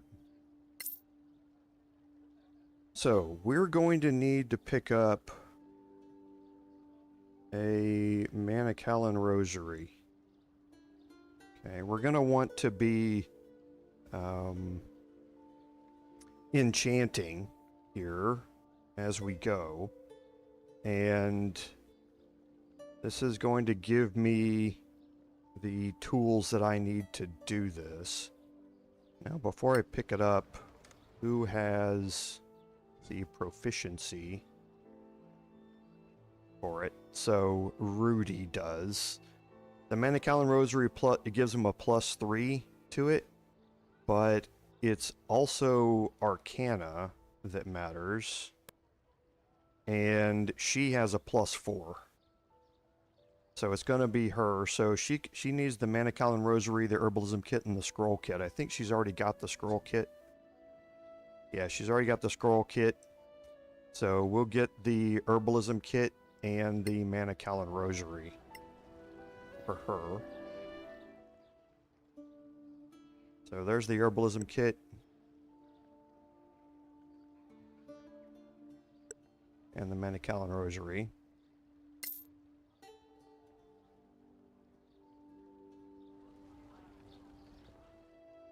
And those will go to her. So yeah, she should have all of them here. And now we need to look at what we can, or what we want to craft when we head out again.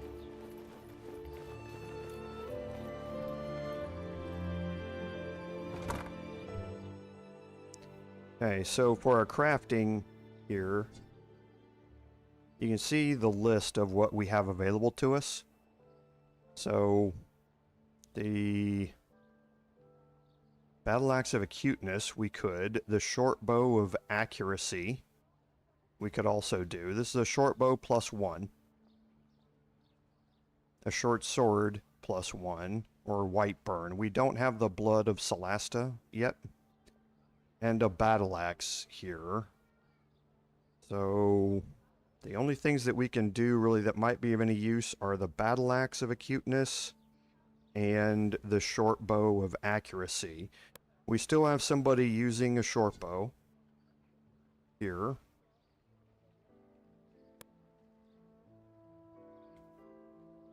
Longbow, the light crossbow, and the light crossbow. So let's pull out...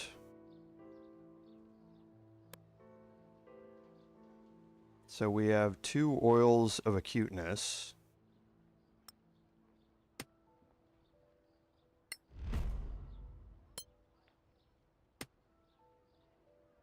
Do we have a primed shortbow? We don't. We have a primed mace, which we don't have a crafting ingredient for. We have a primed short sword, which we do. We get a short sword +1, but we don't need it. We have a primed crossbow. A primed light crossbow, which could be good.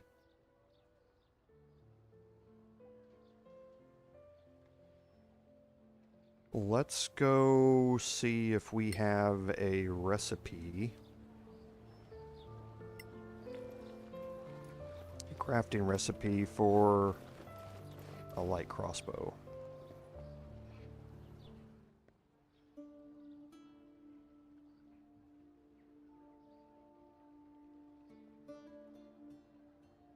These are hand crossbows.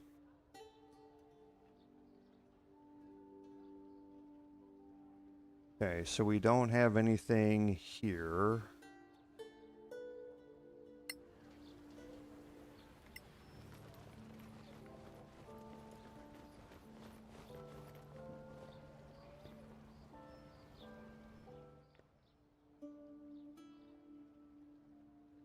And we don't have anything here either. So... Okay, so I could make a battle axe. I just don't necessarily want a battle axe. What a battle axe does when you use a weapon proficiency with it is it topples your target. Now that's not bad. However, it comes with a slight problem in that if you knock your target prone, everybody who's trying to shoot at it with a ranged attack roll, and that includes Eldritch Blast, has disadvantage on the attack roll because they're prone. They're harder to hit. That's what makes the drop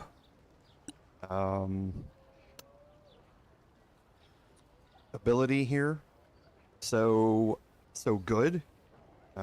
Melee attacks against you have advantage, ranged attacks against you have disadvantage. Okay?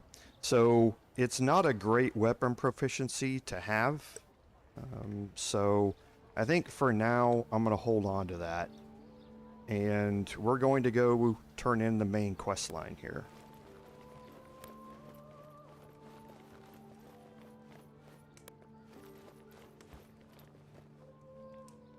And I'm going to save.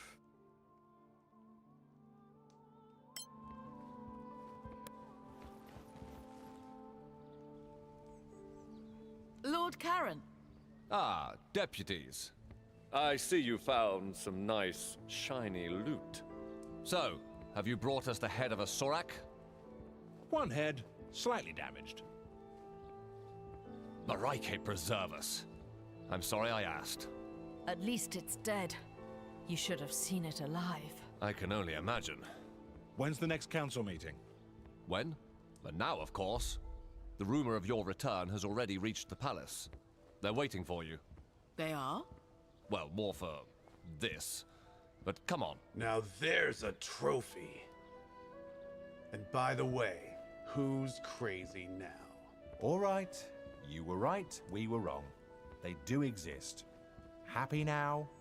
Kid, I've seen more than anyone in this town, yet nobody seems to believe me. Maybe it's a curse. The curse of being surrounded by idiots. If you don't mind, Merton, we have business to attend to. Right. Say hello to the old lady for me, Karen. Who is this guy again? Arwin Merton. He used to be a legend. The first scavenger, they say. But now, well, you can see for yourself. Who's this old lady? Just ignore him. Let's go. Okay, so we got a new side quest, and this is to ask Annie about Merton, which we'll do Your later. thoughts, Dean Fasek? Well, it looks very much as the scriptures describe. Well then, it seems we have a problem. It's a disaster. We all know what the Sorak did on Tirmar. There's something else. What? A crown? Interesting. Very nice find. We don't want to sell it. Why not? You know we pay well. We want to keep it. I'd like to take a look at it, though. Come on. Let them take a look. Thank you.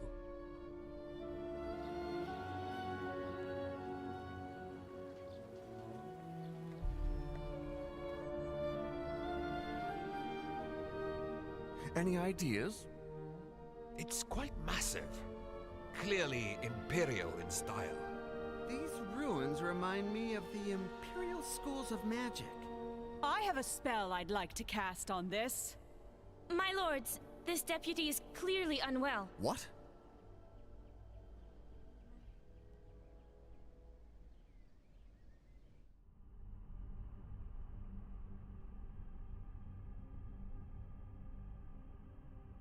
Okay, so we're obviously having some adverse reactions to being separated from the crown, and the crown is controlling our emotions to a certain extent.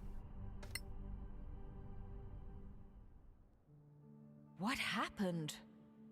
You passed out. Where are we? The Temple of Einar. Marshal Beric Sunblaze himself invited us to stay here.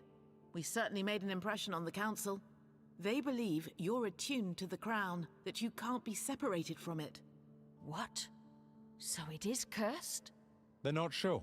All these big brains and they're stumped. They cast spells on the crown, on you. Between that and the Soraks, we caused quite a fuss out there. They'll reconvene the council when you're ready. But trust me, there's a lot of people who want to talk to you first. Okay, so they reunited me with the crown because they realized that it's causing some problems when I'm separated from it. And we are still cursed here. But now you can see some of the properties here. +1 to saving throws, +2 to intimidation and persuasion checks. So yeah, my proficiencies are pretty good all the way around for a bard here.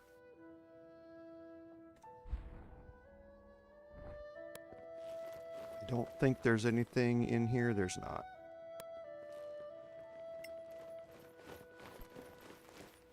And Principality of Masgarth, their faction went up by 10 during that.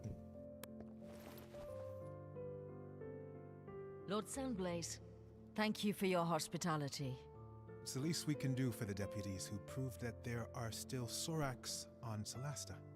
You've proved we cannot relax our vigilance. Did you find anything else that could help us track them? There was a parchment.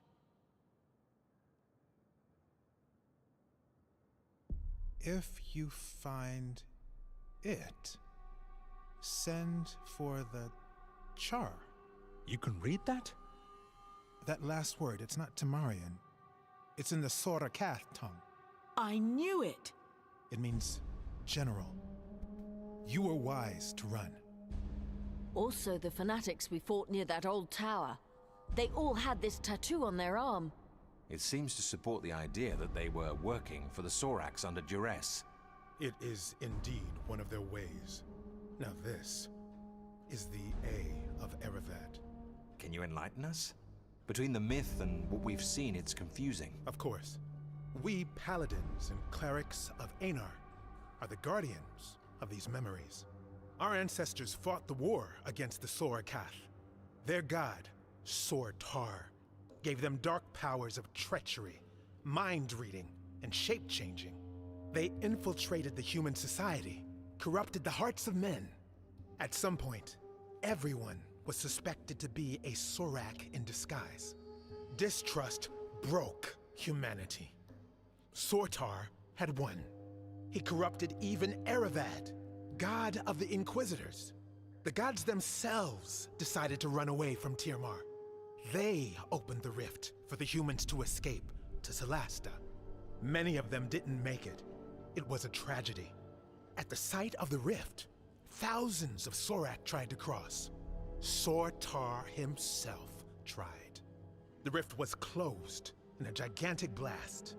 Our kings and heroes, Manacalon's masters of magic, were all wiped out. So, how could Soraks have survived, escaped, and then thrived on Solasta? I suppose that's another one of their tricks. But for those who had survived the war, the Exodus, it was paramount to stay vigilant, to keep the memory alive.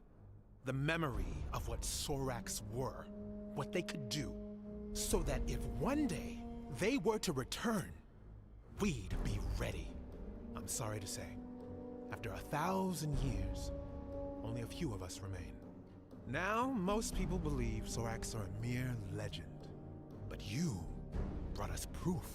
The Soraks are not extinct. How do they get people to worship them?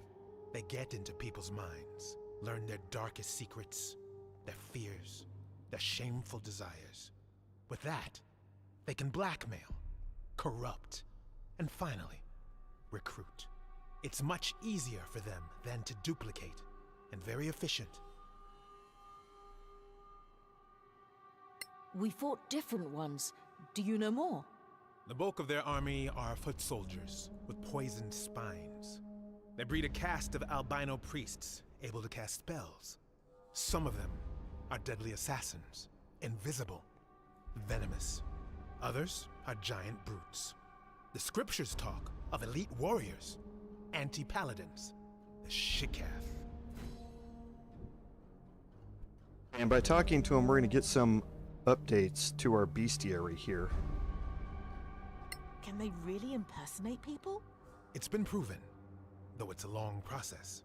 They used to kidnap a target, study it for weeks, sometimes months. One of their chosen ones would transform into a perfect duplicate. Upon death, they would return to their original form. Well, that's all very scary, but thanks, it's going to help us. You're welcome, deputies. If you find anything else connected to the Sorak or their allies, bring it to the temple. Talk to Chaplain Dallin Lark. You will be well rewarded. Whenever you're ready, the council will meet again. Okay, so in our bestiary here, we now have an abomination.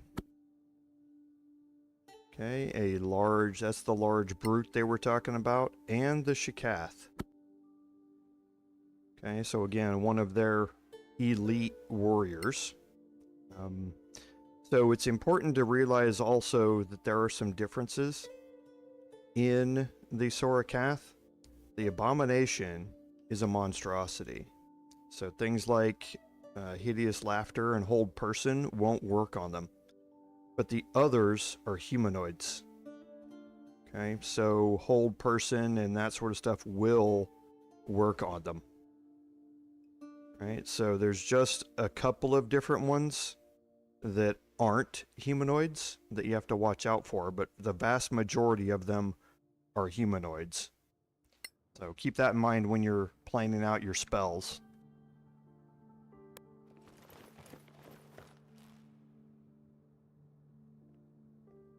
I don't think I can talk to... there's Headlon. It's an honor, deputies. Who are you? My name is Maddie Greenisle. I work for the Tower of Knowledge. I'm just a junior aide in the council, but if you ever need to contact my superiors without going through official channels, just see me at the tower, downtown. Why the sudden interest in us?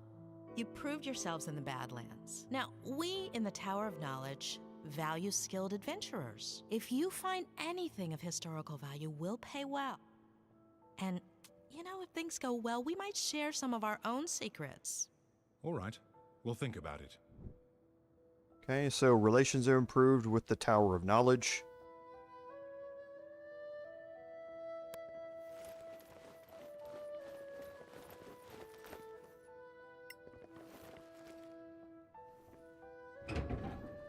Okay, that's what I thought. It's this way is the only way out. Lead you past her. And it's going to lead you past Headland Surespell here.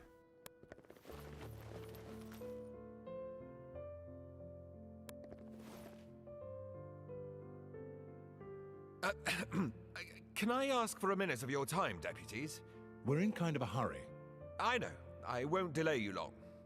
My name is Headland Surespell. I represent the Arcaneum. And the Arcaneum belongs to the New Empire. Do you really want to be seen talking to us? My business is magic, not politics. And no, I have no quarrel with you. You may not see us Imperials as friends, but we take the Council very seriously. We are particularly interested in anything from the old Empire that you might find in the Badlands. Anything from the Manacalon era Arcaneum.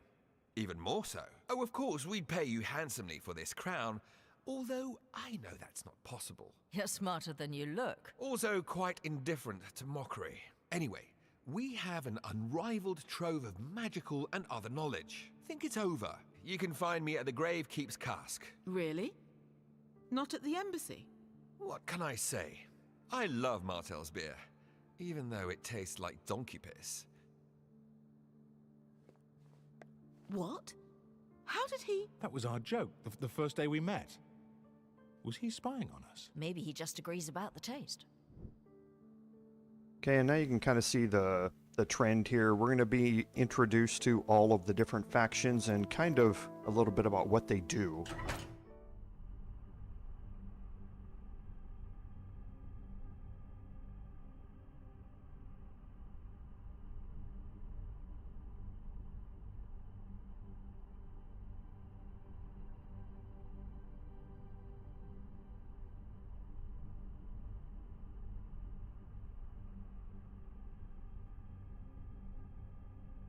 Always takes a while to load, Care Kiflin. Would you have a moment, deputies? All right, but make it quick. I'll do my best. I am Joyel Foxeye, from the Circle of Danantar. The same magic school where the princess studies. Exactly. Is she a good student? A powerful wizard? That's not for me to say. And you seemed to be in a rush? Fine. I just want you to know that our Grand Master Edvan Danantar has noticed you. He talks a lot, for sure. He's a man of great authority. He'd like you to know that our doors are open to you if you'd care to visit us. You can find me at Sunblaze Court. Interested in Badlands treasures, I suppose? Like everyone else? Well, if you ever come across old spellbooks or spell scrolls, we'd love to see them. In return, we have the largest collection of spells and potion recipes you could ever hope to see. More than the Arcaneum. They would disagree, but yes. Now, if you were to prefer feeding the New Empire's wizards with more magical knowledge than the Principality, that would be a troubling choice to many on the Council. Neutrality means we don't treat you any differently than we treat them. Of course, neutrality is the rule. Good day to you, deputies. Okay, so some improvement from the Circle of Danatar, and now we get access to controlling us again. So let's go down here and see. I don't think Daliot has anything to say. He doesn't.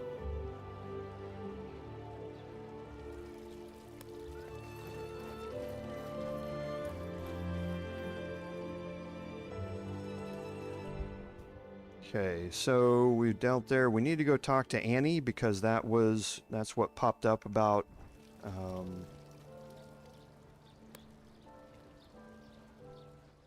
in our quest journal about Arwen Merton's story. Need to go talk to her. Clear skies, my friends. Do you know Arwen Merton, the so-called first scavenger? Of course. That's it? Merton. It's a painful topic for me. I'd rather not talk about him. Fair enough. Okay, and this is going to update that quest, and we won't be able to complete it now. It'll be something that is ongoing for a bit here. Okay, so nothing on the scavenger expeditions.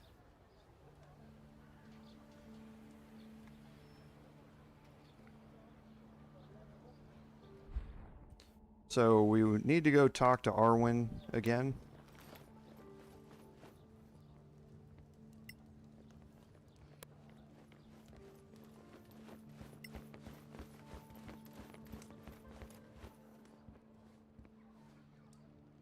Look who's here. The Sorak hunters themselves. It's Merton, right? Arwen Merton. Damn right. First scavenger? Where does that come from? Long story, kid. Short version. When we started crossing the marches to the Badlands, I was one of the first. Now, I'm just the ugliest one left standing. What should we know about the Badlands? Any advice? Bring a good cleric with good healing spells. You'll need them. You're a legend. Why do you seem so sour? Sour? It's this ale that's sour. That's all. The High and Mighty Council, paying clueless kids like you to go and get killed in the Badlands. But they're not asking good old Arwen. No. Go figure. It's because I got them figured out. Figured out how? The Legacy Council is full of it, acting all united and lovey-dovey while they plot to rob each other. Wouldn't surprise me if some of them were even Soraks in disguise. You know they can shapeshift. Okay. Hey, I was right about them hiding in the Badlands, wasn't I? And that brings up an interesting topic. So, the first scavenger there, we're going to be seeing more of Arwen Merton here as we go. So that's it in the Gravekeep's cask. So let's head over to Sunblaze Court.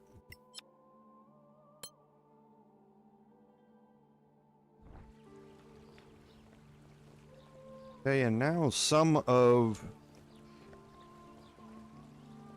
the characters. We have the chaplains and the priests. There are not going to be any new dialogue that I'm aware of.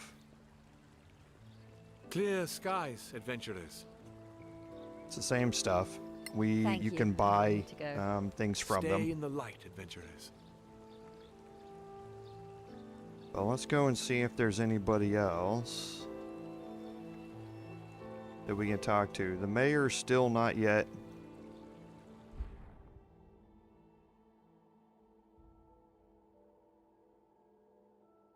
Okay, so it doesn't look like there's anybody else here so far. All of them are inside of the court waiting for us. Let's head over here and again pick the Angry Violets.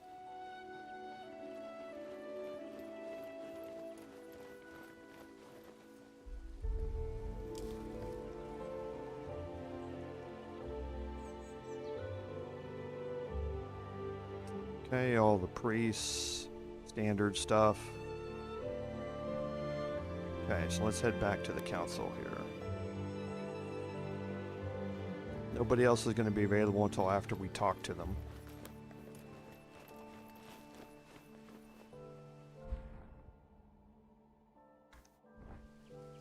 Okay, now Halman Summer. We can talk to him. I don't know if we're going to be able to move this. Greetings, Sorak Slayers. Hello. I am Halman Summer of the Guild of Antiquarians. I'm instructed to invite you to visit us at the Embassy of the Snow Alliance. You're based at an embassy? I thought the council was neutral. We don't have a house of our own in Kaya Kiflin, unlike the Tower of Knowledge. How about that for neutrality? Anyway, we'd be interested in any antiquities you might bring back. We pay very well, even for things you might think are worthless. Like the scavengers? The scavengers? Well, they'd sell an antique emperor's sword for its metal value. But we can offer more than gold. Antique magical items, for instance. You'll never find their like elsewhere. Good to know. Thanks for the invitation. Now, the Antiquarians are going to be one of the most Honorable important council factions. members, please take your seats. Ah, our crown bearer is up again. Lord Danantar has the floor. Thank you. I have confirmed that our deputy is indeed magically attuned to the crown. It is an uncommonly powerful attunement, unlike anything I've seen. I strongly recommend against forcing separation. Chancellor Gorm's daughter? With the Council's permission, I'd like to try a little experiment. I have here the gem that Captain Merrin recovered recently. I have reason to believe that it might be... as I suspected. It belongs to the crown. What have you done? Commander, take Her Royal Highness to safety. No, wait! Okay, so I don't know if you've noticed or not, but on the front of the crown there are 8 circular indentions. Each one of them can hold a gem. Now we're going down the whole Thanos Infinity Gauntlet route. Each one of those gems is going to power up the crown in a certain way. There are 8 schools of magic. There are 8 gems to go along with it.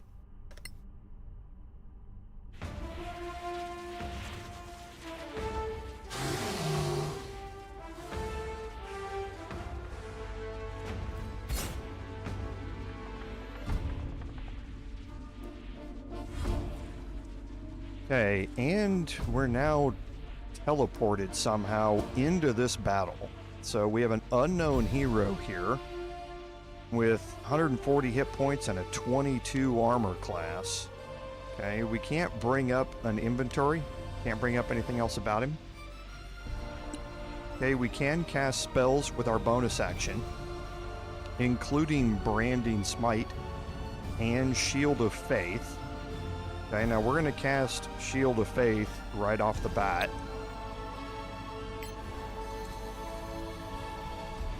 Get us up to a 24 armor class. Okay. And we have a greatsword that is plus 11 to hit, and it does 1d10 radiant damage by itself. Okay, now we have some enemies that we know about here. The Acolyte, the Spellcaster, the Skirmisher here, or the Saboteur here. This is the Abomination that we have seen, and we have another warrior here. So I am going to move here and see if I can deal with the Acolyte.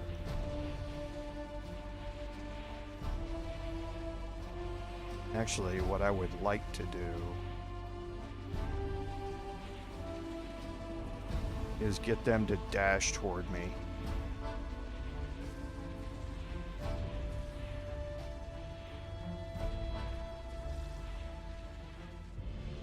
I'm gonna move back here.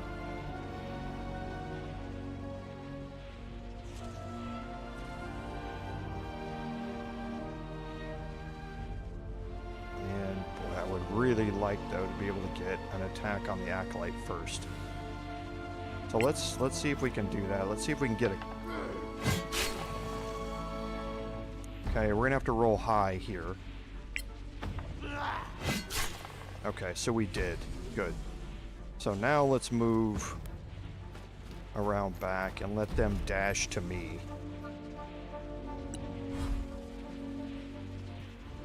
He's gonna have a bonus action.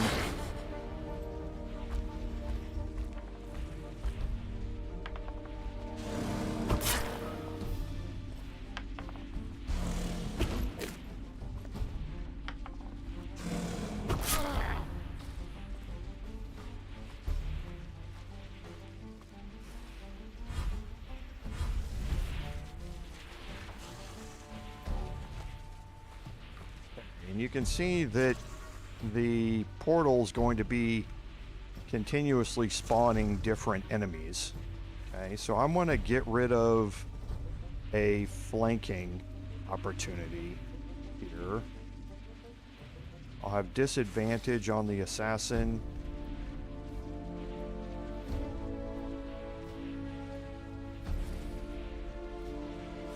So the warrior's got 32 hit points. See if we can get rid of him instead. Okay, so let's see if I can get one more here. Okay, perfect. So that got rid of a flanking opportunity. So let's see if we can use our third attack here.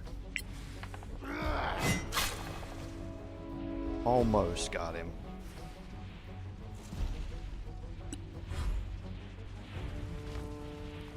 See, like I say, they're going to continuously spawn enemies out of the portal. Got disadvantage on all the attacks here, or on the first one. That's going to hurt. Nope, 23. So that saved us. Okay, that didn't. I'm going to have to get rid of the assassin here pretty quick.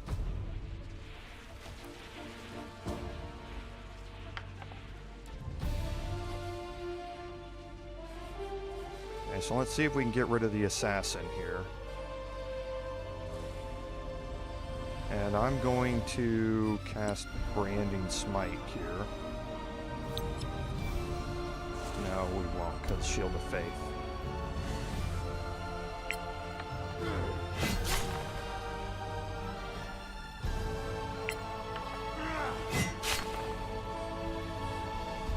Okay, and one more. Alright, perfect.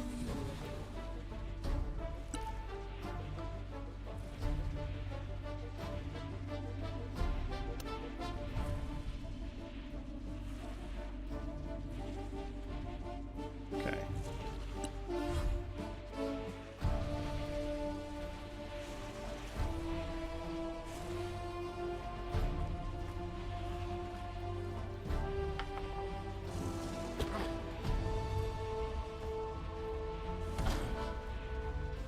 Tripped me. That's not good. Now he's got advantage on melee attacks. And he's rolling horribly. That's gonna hurt.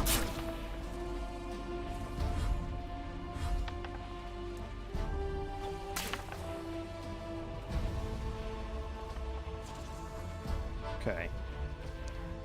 So see if we can get rid of the warrior here.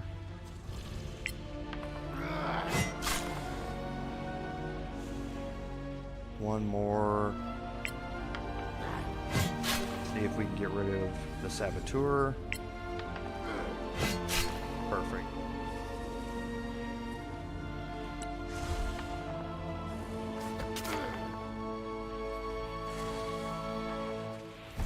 Cross concentration on Shield of Faith.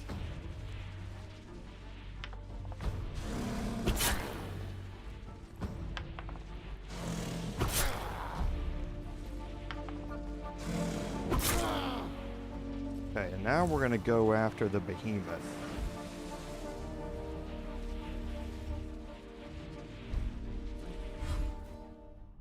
Okay, so we ended it.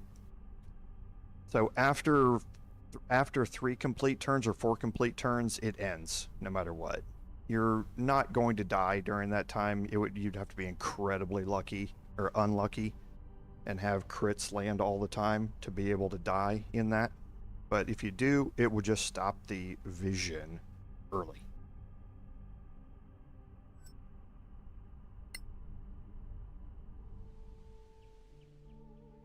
Are you going to faint again?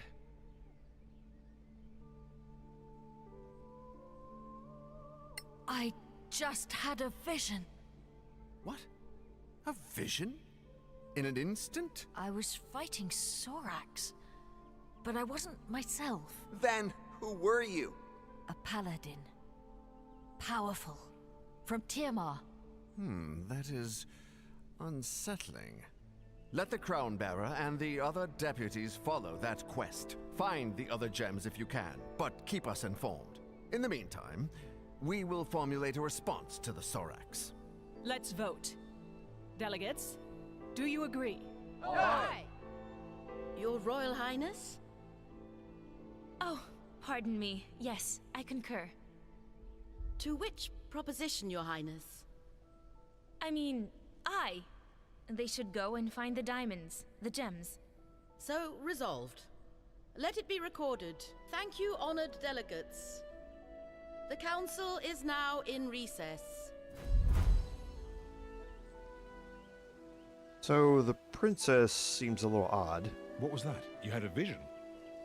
I can't explain. I just feel it. Anyway, we have a new mission. All right then. So where are we going, Crown Bearer? I think the Crown knows.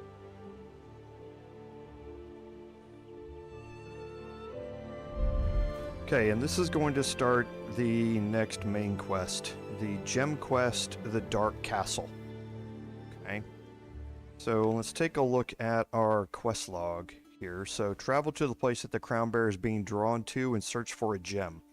Now this is going to take us to the Dark Castle, and that's a rather extended dungeon crawl. It's nothing really serious. Well, there are a couple of fights which are more serious, but by the time we get there and we're leveled up, because we should be, you know, we're halfway to level 5 right now. So we should be leveled up pretty well by the time we get there. It shouldn't be all that difficult. Okay, now Captain is waiting for us down here.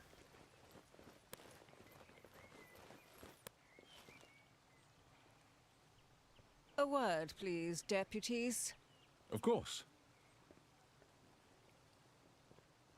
What's this? A command word to teleport your party to the city's Imperial Gate. Teleport? We can't do that, I'm pretty sure. Well, word is that in the Badlands, you may come across functioning major gates. If you do, use this command word and you'll be brought back here. Take note of any command word on the gate you find, and you'll be able to return there the same way. That's fantastic. Don't get too excited. So far, no one's found any. Oh, right. Thanks anyway. Stay in the light, senior deputies. You too, Captain. Okay, and this is gonna open up a honor your masters. So Annie now has left a message for us. We need to go talk to her. But it's also going to open up a mechanic that we're going to have to fast travel around the world, so to speak. And we'll see that here in a little bit. I don't think Beryl has anything new to say. Well, if No. it isn't our brave saviors. But let's go talk to Hallman over here. Clear skies, my friends. You have some treasure in your backpacks? Okay, so you can say, what about this? And it will bring up... See what you think of this. A list of all of the items that you have that you can redeem.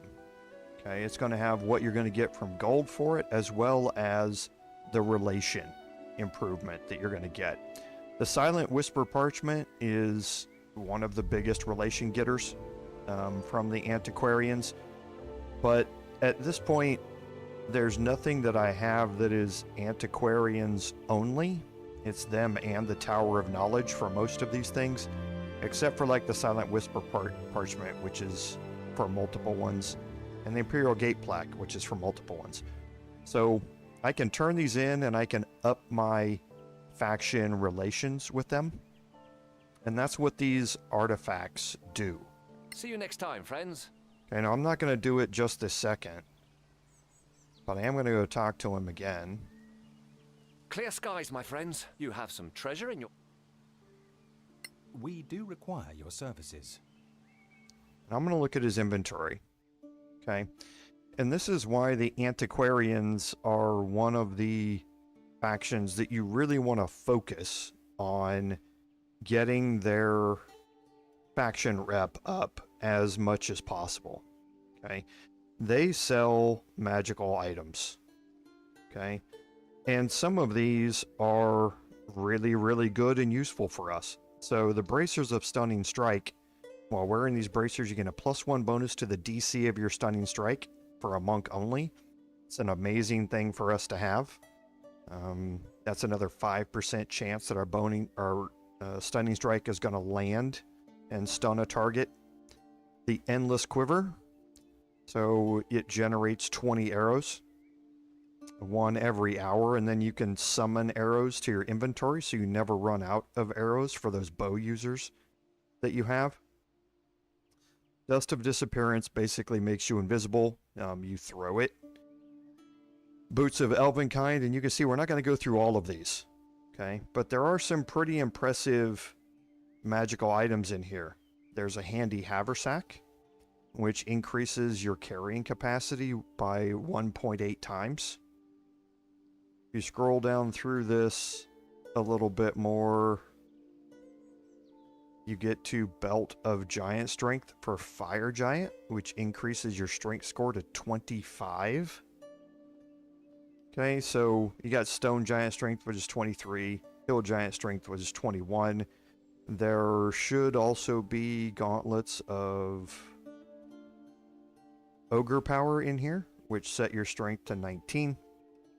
So you don't have Storm Giant in here, which would be 27. It maxes out at Fire Giant, which is 25.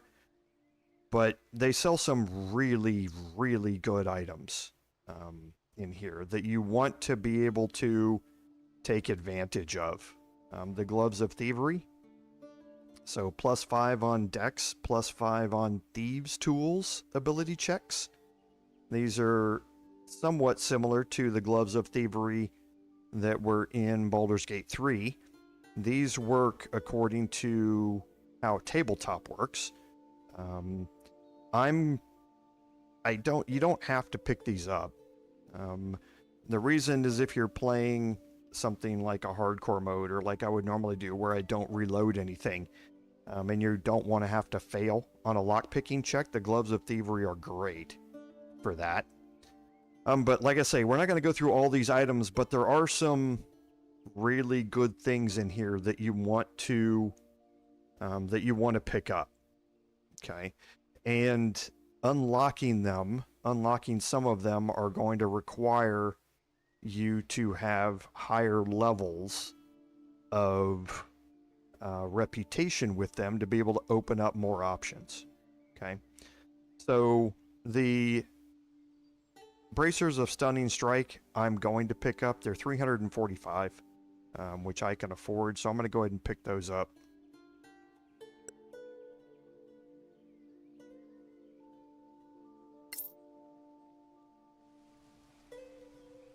And I'm going to immediately move those to my monk.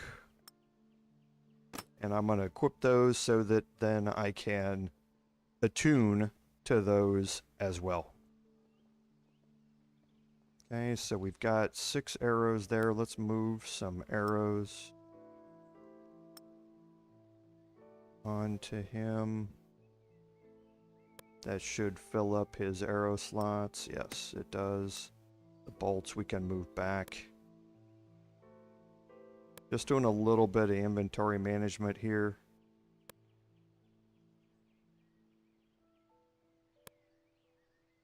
Okay, so we have 1, 2, 3.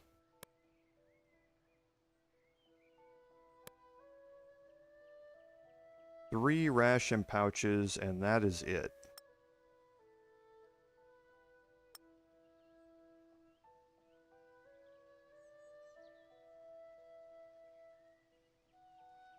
Yes. Okay, so now we see that we have some other icons. We can go talk to Joriel over here. We already talked to Halman. So we can evidently go pick some more Angry Violets.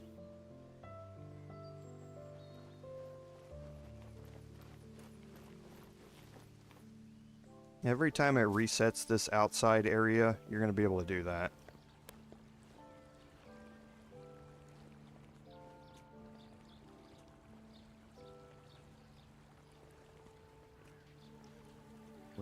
is... There he is. The mayor you still can't talk to yet. Let's go talk to Joriel.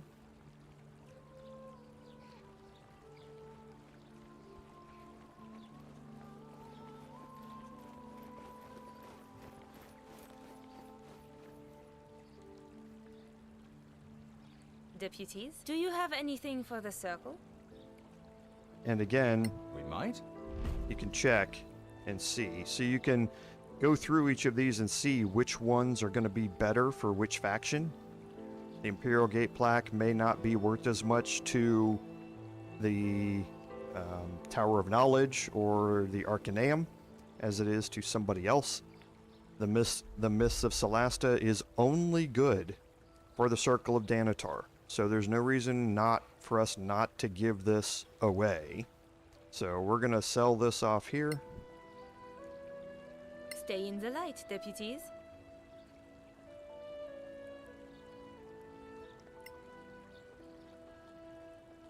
Deputies, do you have anything for the circle?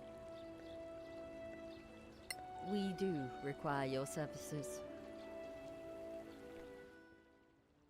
And here the Circle of Danatar is going to be selling +1 magical items and regular magical items. Okay. So if you're looking for in almost every +1 version of anything is going to be in here. Okay. There are going to be some +2s and your various weapons that are ready to be, that are primed or ready to be enchanted. Okay, and these are all hand crossbows. Yes. Okay, but there are going to be +1 and +2 weapons down here.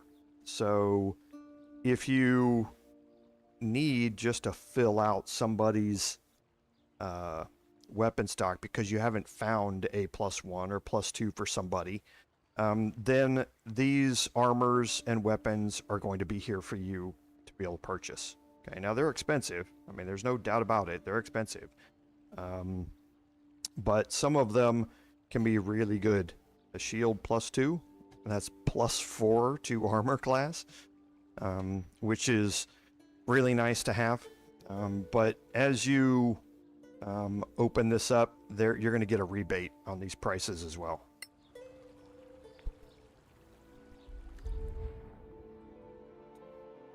So we do have another talk we can have here, I think.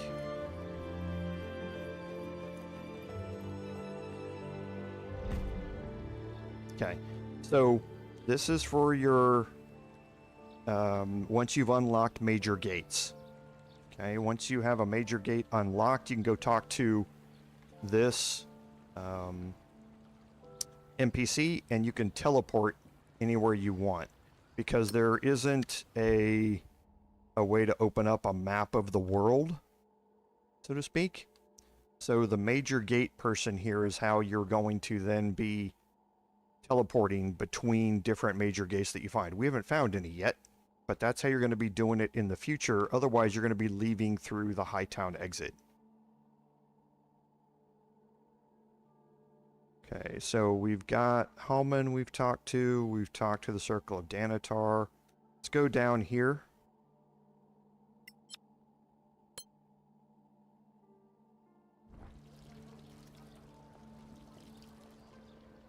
And we talked to Maddie.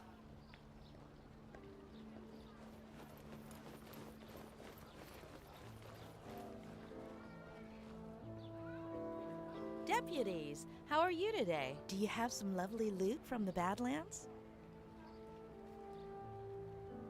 Indeed. Okay, so again, you can see what some of them are going to do. Nothing that we want to get rid of right this second. But let's go back in and look at her inventory. Deputies, do you have some... We do require your services. And the Tower of Knowledge is just what she told you about previously. You're going to have a lot of crafting manuals in here. So various different types of arrows, bolts, and that sort of stuff. Or arrows, flaming arrows, poison arrows, all of that sort of stuff in here. There's also going to be crafting manuals for a bunch of other things. Okay, so if you want to craft the Bracers of Storms, this is the crafting recipe to be able to get it. Now, the crafting recipes are, again, some of these are going to be locked and not available until you level them up. But some of the most powerful items in the game can't be bought or found. They can only be crafted. And that's why the Tower of Knowledge becomes really important to be able to level up. So, like I say, you're not going to have enough items to level up every faction in the game. And if I was going to choose not to level one up, I would not level up the Circle of Danatar, just because that's just regular +1 and +2 weapons and armor. I would prefer to be able to craft better things by leveling up the Tower of Knowledge here and finding these items and these crafting recipes and being able to craft some much better things out of this. Okay, so there's some, like I say, some really good stuff in here. Crafting scrolls. You can buy scrolls. Primed rings so that you can enchant a ring. You have 2 ring slots. So scepters and wands that are primed. And again, all your other normal weapon crafting recipes and all that sort of stuff you can find in here. So we'll go see if Dahlia has anything to say. I don't think he does because he's not blue, but we'll go check. Greetings, deputies. Nope.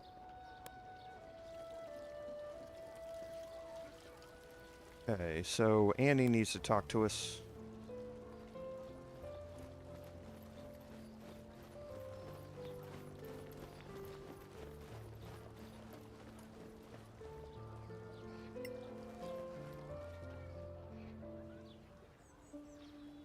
Ah, there you are. Clear skies, my friends. Someone came to see you.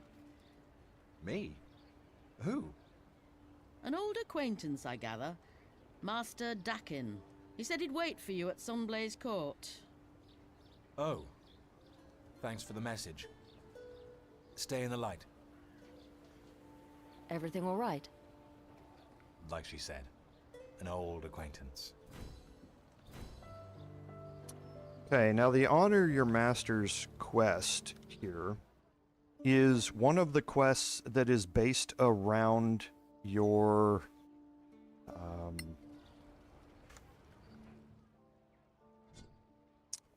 background.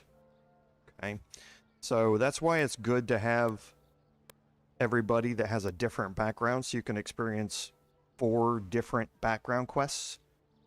But the academic background here comes with this quest. And he said he was going to wait for us up here.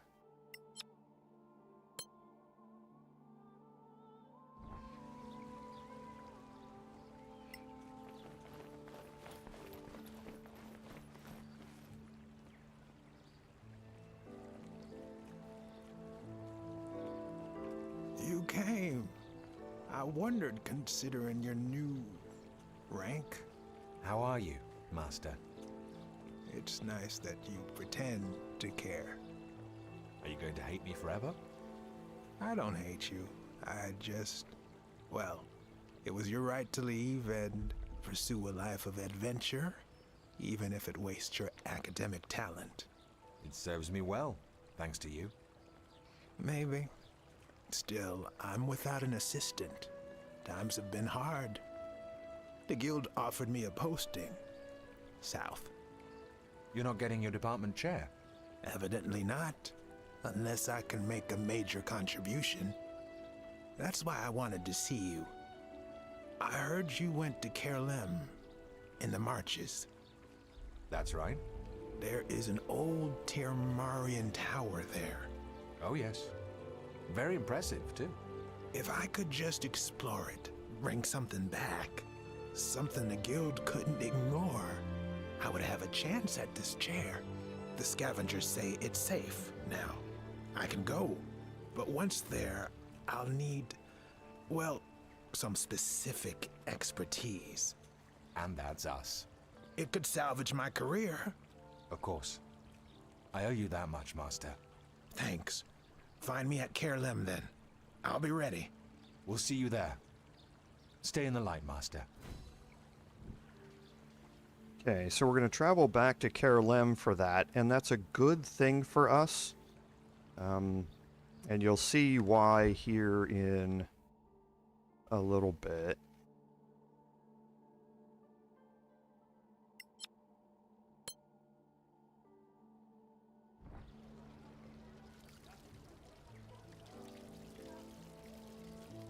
Okay, so let's... It's up here.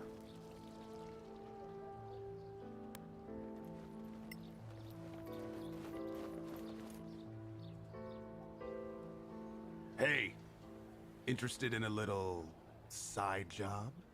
What kind of side job? The kind that takes particular skills and contacts in the, shall we say, involuntary gift business. Involuntary gift business? That's just embarrassing. Say what you mean. The underworld, right? And there I was trying to be discreet. Try harder.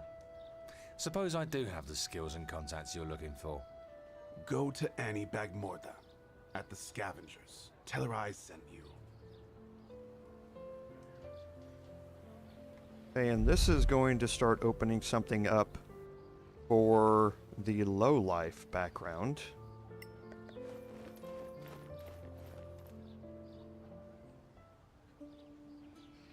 Merton says you got a problem. Arwen. What makes you think you can help? Not saying I can, yet. But I know people. People who can track down stolen goods? What kind of goods? A sword. Imperial. The guard has 3 diamonds. Probably magical. Probably. What does it probably do? Never got a chance to find out. You offering a reward? I'll make it worth your while. Are you not the one supposed to bring back stuff? Very funny. Okay, and now we're going to have Misaye's birthday. Okay, so we're monitored by, most of the thefts are monitored by Nell, the local priest of Misaye. Pay a visit to the secret temple. You should use the temple quarter door. Okay, and there's the temple quarter.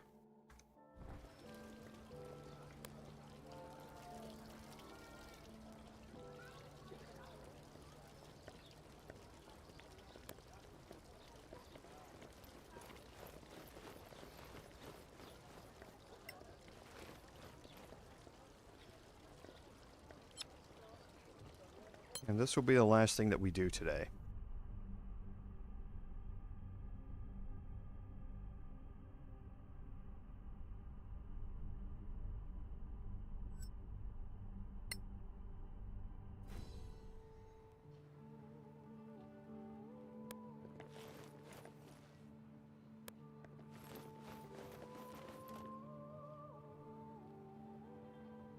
Okay, so not a lot of places that we can get to out here.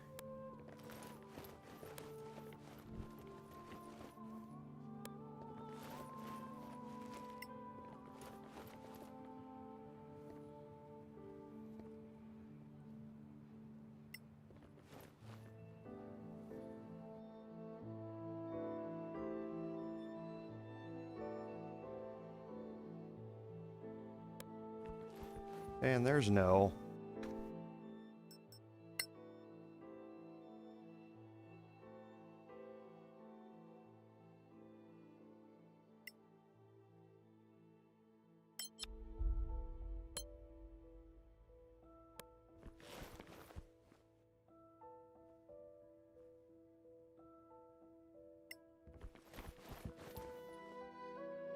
I can't remember the check here. I'm pretty sure there's a check, though.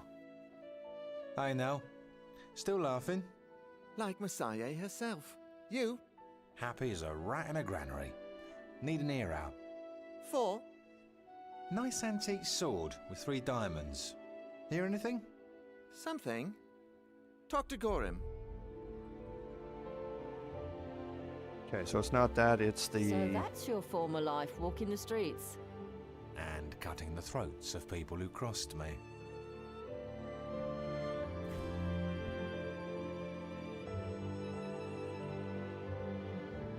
So now here...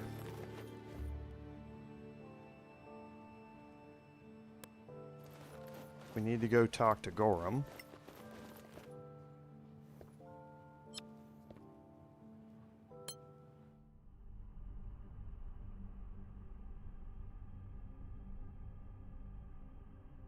And again, we're going to have to load the city.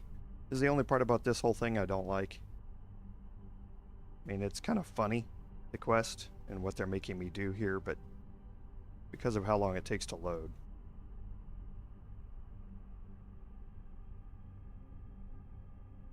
It's like loading the upper city or the lower city in Baldur's Gate 3 every time. Okay, so we need to go to Gorim.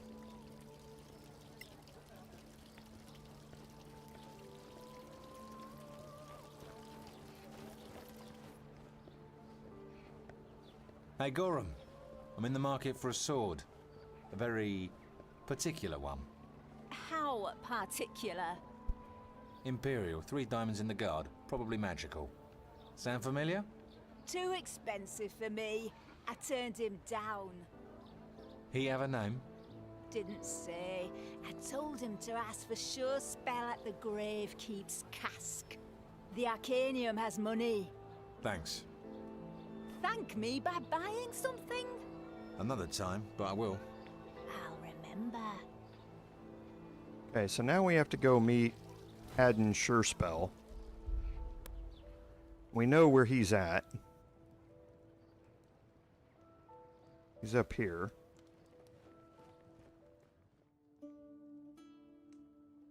Okay. So let's head up here.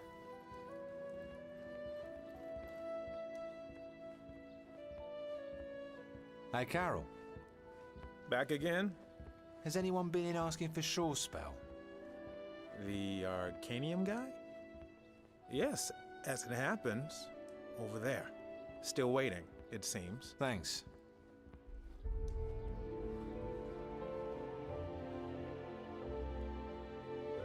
I've been looking for you. I'm waiting for someone, and you're not him. Get lost. Okay, so the insight check there allows you to make the persuasion check, and I have a 90% chance of making this. You're waiting for someone to buy a sword. Old, 3 diamonds, probably magical. Am I right? How do you... Doesn't matter. What matters is, do you want a council deputy owing you a favor? It had better be a pretty big favor. It's in Misaye's temple for safekeeping. Ask Nell for a bowl of soup. Nell? I just talked to him. I should have known. Bowl of soup? That's the worst password I've ever heard. Okay, so now we have to travel back to the temple gate. Or the temple, the secret entrance to the temple here. And go talk to Nell again. Nell's been holding out on us.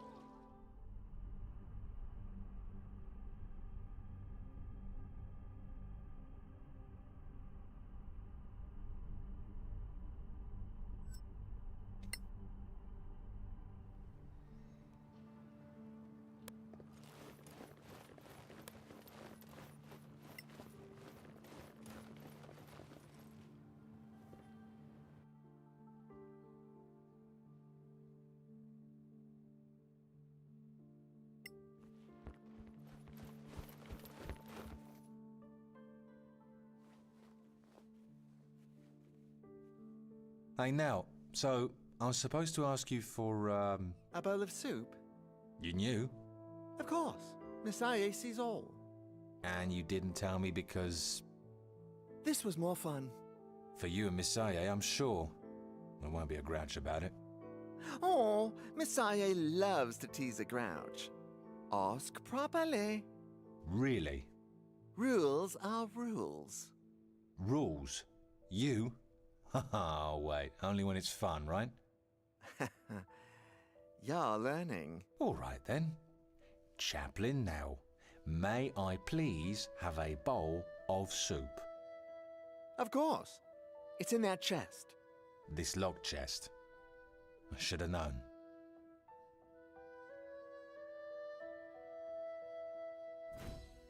Okay, so now we have a locked chest to deal with.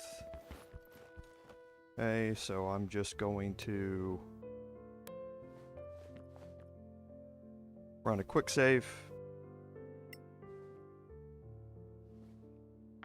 I can't get it.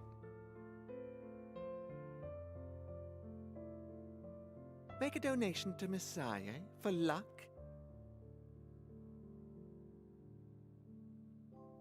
Take it, you crook. Your coin made Misaye smile. Try again. Misaye will help this time. So I rolled my nat 20 and wasted it.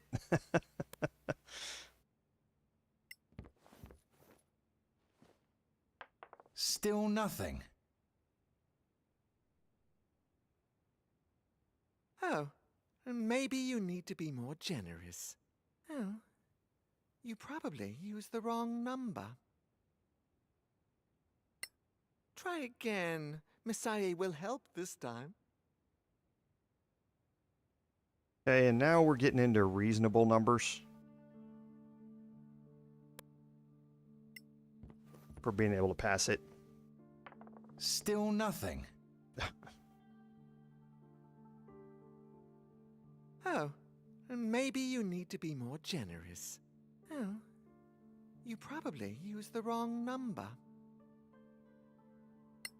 Try again. Misaye will help this time. I don't remember it being that difficult last time, but maybe I was wrong. There it is. So the 18 passed it. Okay, so it's a magnificent longsword. We're going to send that to our bard.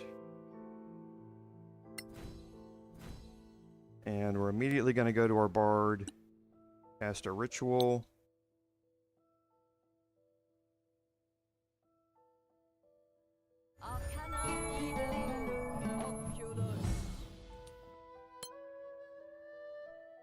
Okay, and this magical sword is a long sword +2.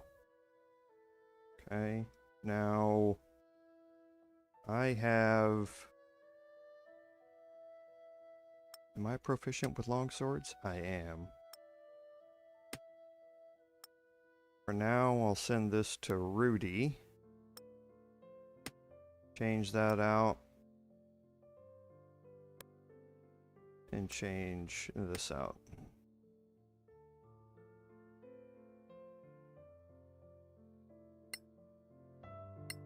Now, you're not going to want to keep this, but you might as well use it for what's about to happen here.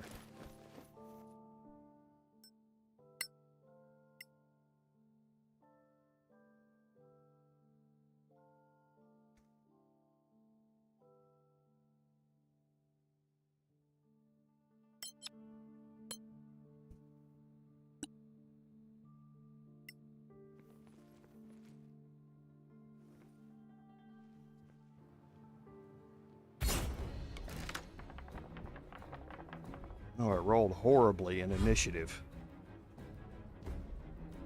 Okay. So, who's first? The spy up there.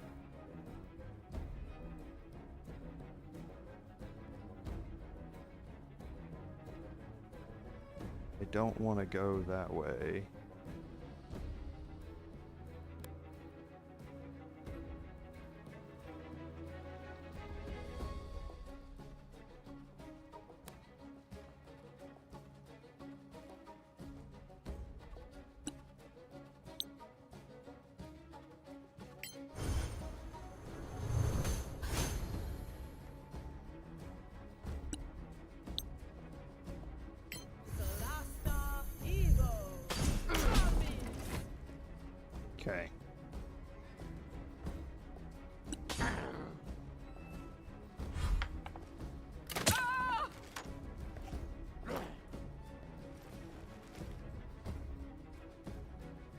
Okay, so for me, the ones that are the most annoying here are the spies.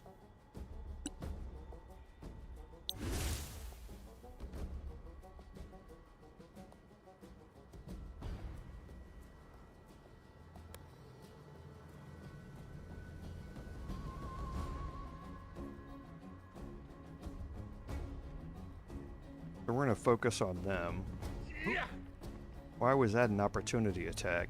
Oh, did he have something? He must have had something ready.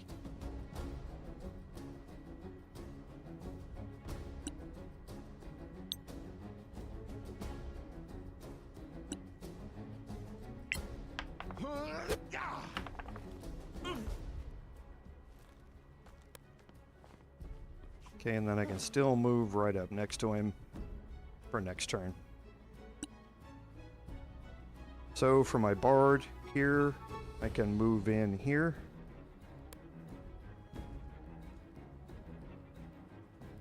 Execute an attack against one of the thugs.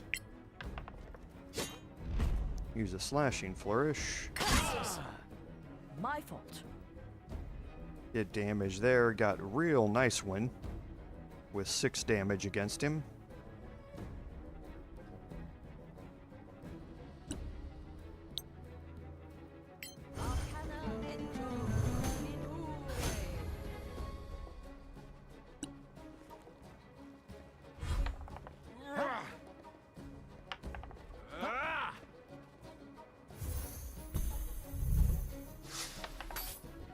Missed guiding bolt.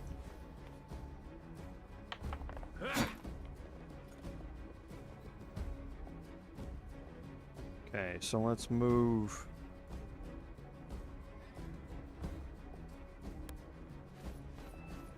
here.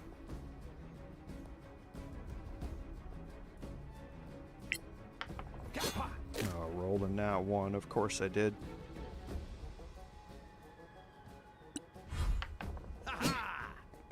And he went after my bard. That's not a big deal. Okay, so let's see if we can take out this spy here. See if we can get a high roll. Nope. Too slow. Left him with 1 hit point probably. Nope, 2 hit points. Okay, so we still missed.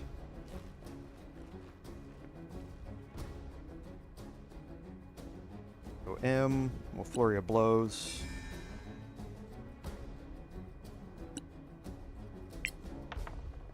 Oh, there we go. A telling blow. Perfect. Move up against the cleric.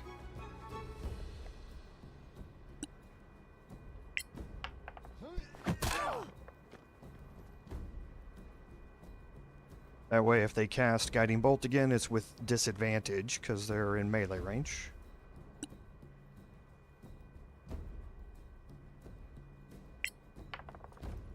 Ooh, there we go with the nat 20. A fine stroke.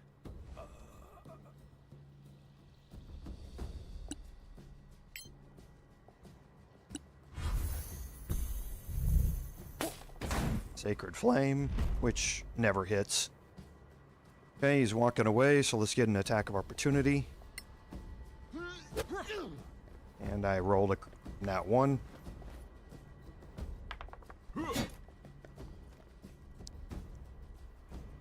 Alright, Rudi, come on.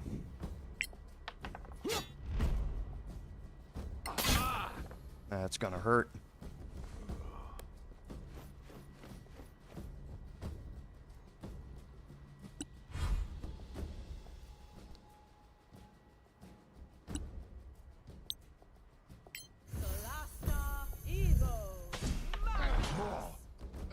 Perfect. I don't think the priest is going to survive, but we might as well transfer malediction.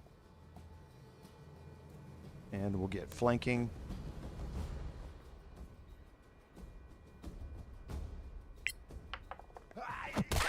That got rid of a nat 1 there.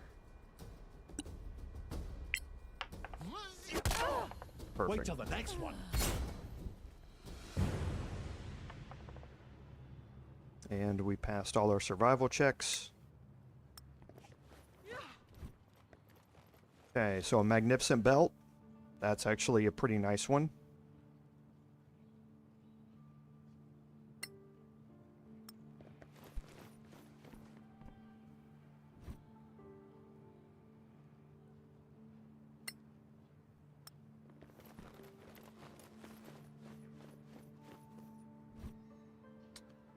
Okay, some more crafting ingredients. Another light crossbow. Okay, and that picked up everything. So we picked up a magnificent belt. I think that was really it. Oh, let's go to our bard, cast a ritual.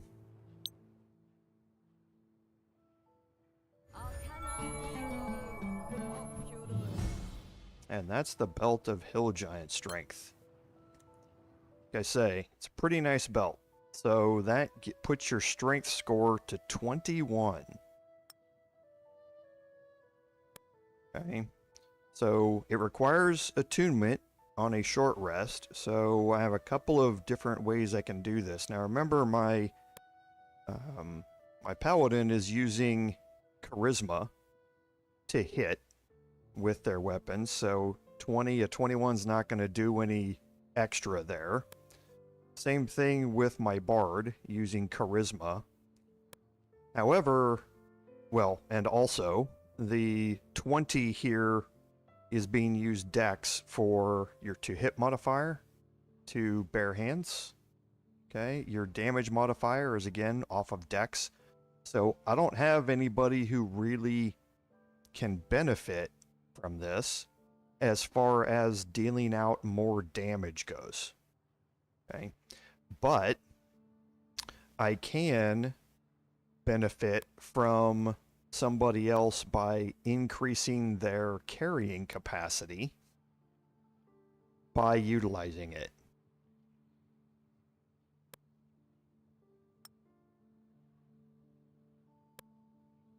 So here, if I put this on, the carrying capacity is 252. I need to attune to it, and once I do, my strength will go up to 21, and my carrying capacity will go up commensurate with it. My bard for a bit is going to be my mule.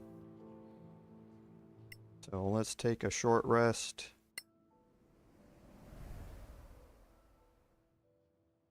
And we can attune an item here.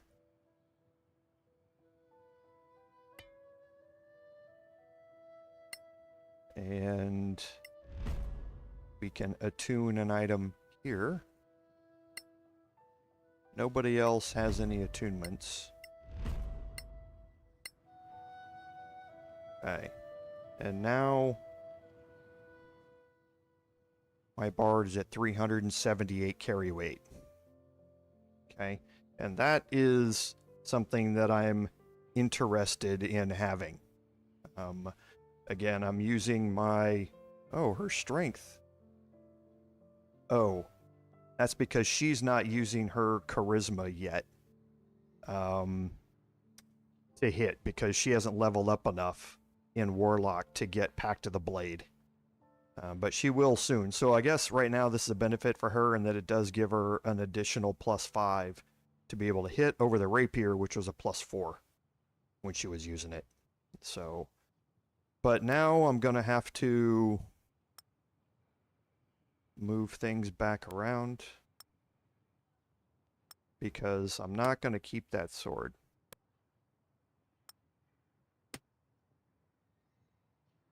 Okay, so my bard is now utilizing strength instead of dex because strength is higher for a finesse weapon, which is what that does.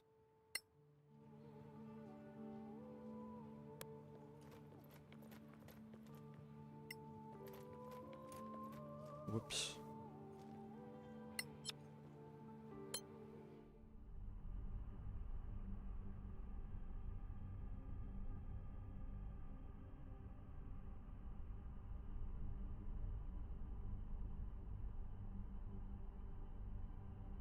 Okay, and we'll go finish this up. We went a little long today, but I'm sure y'all don't mind that. You never do.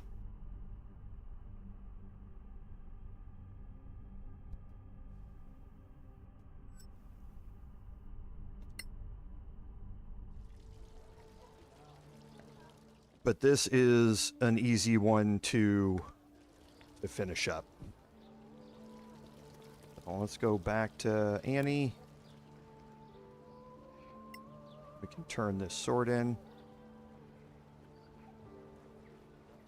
And I didn't take my, I'm going to be taking a long rest anyway, so it doesn't matter.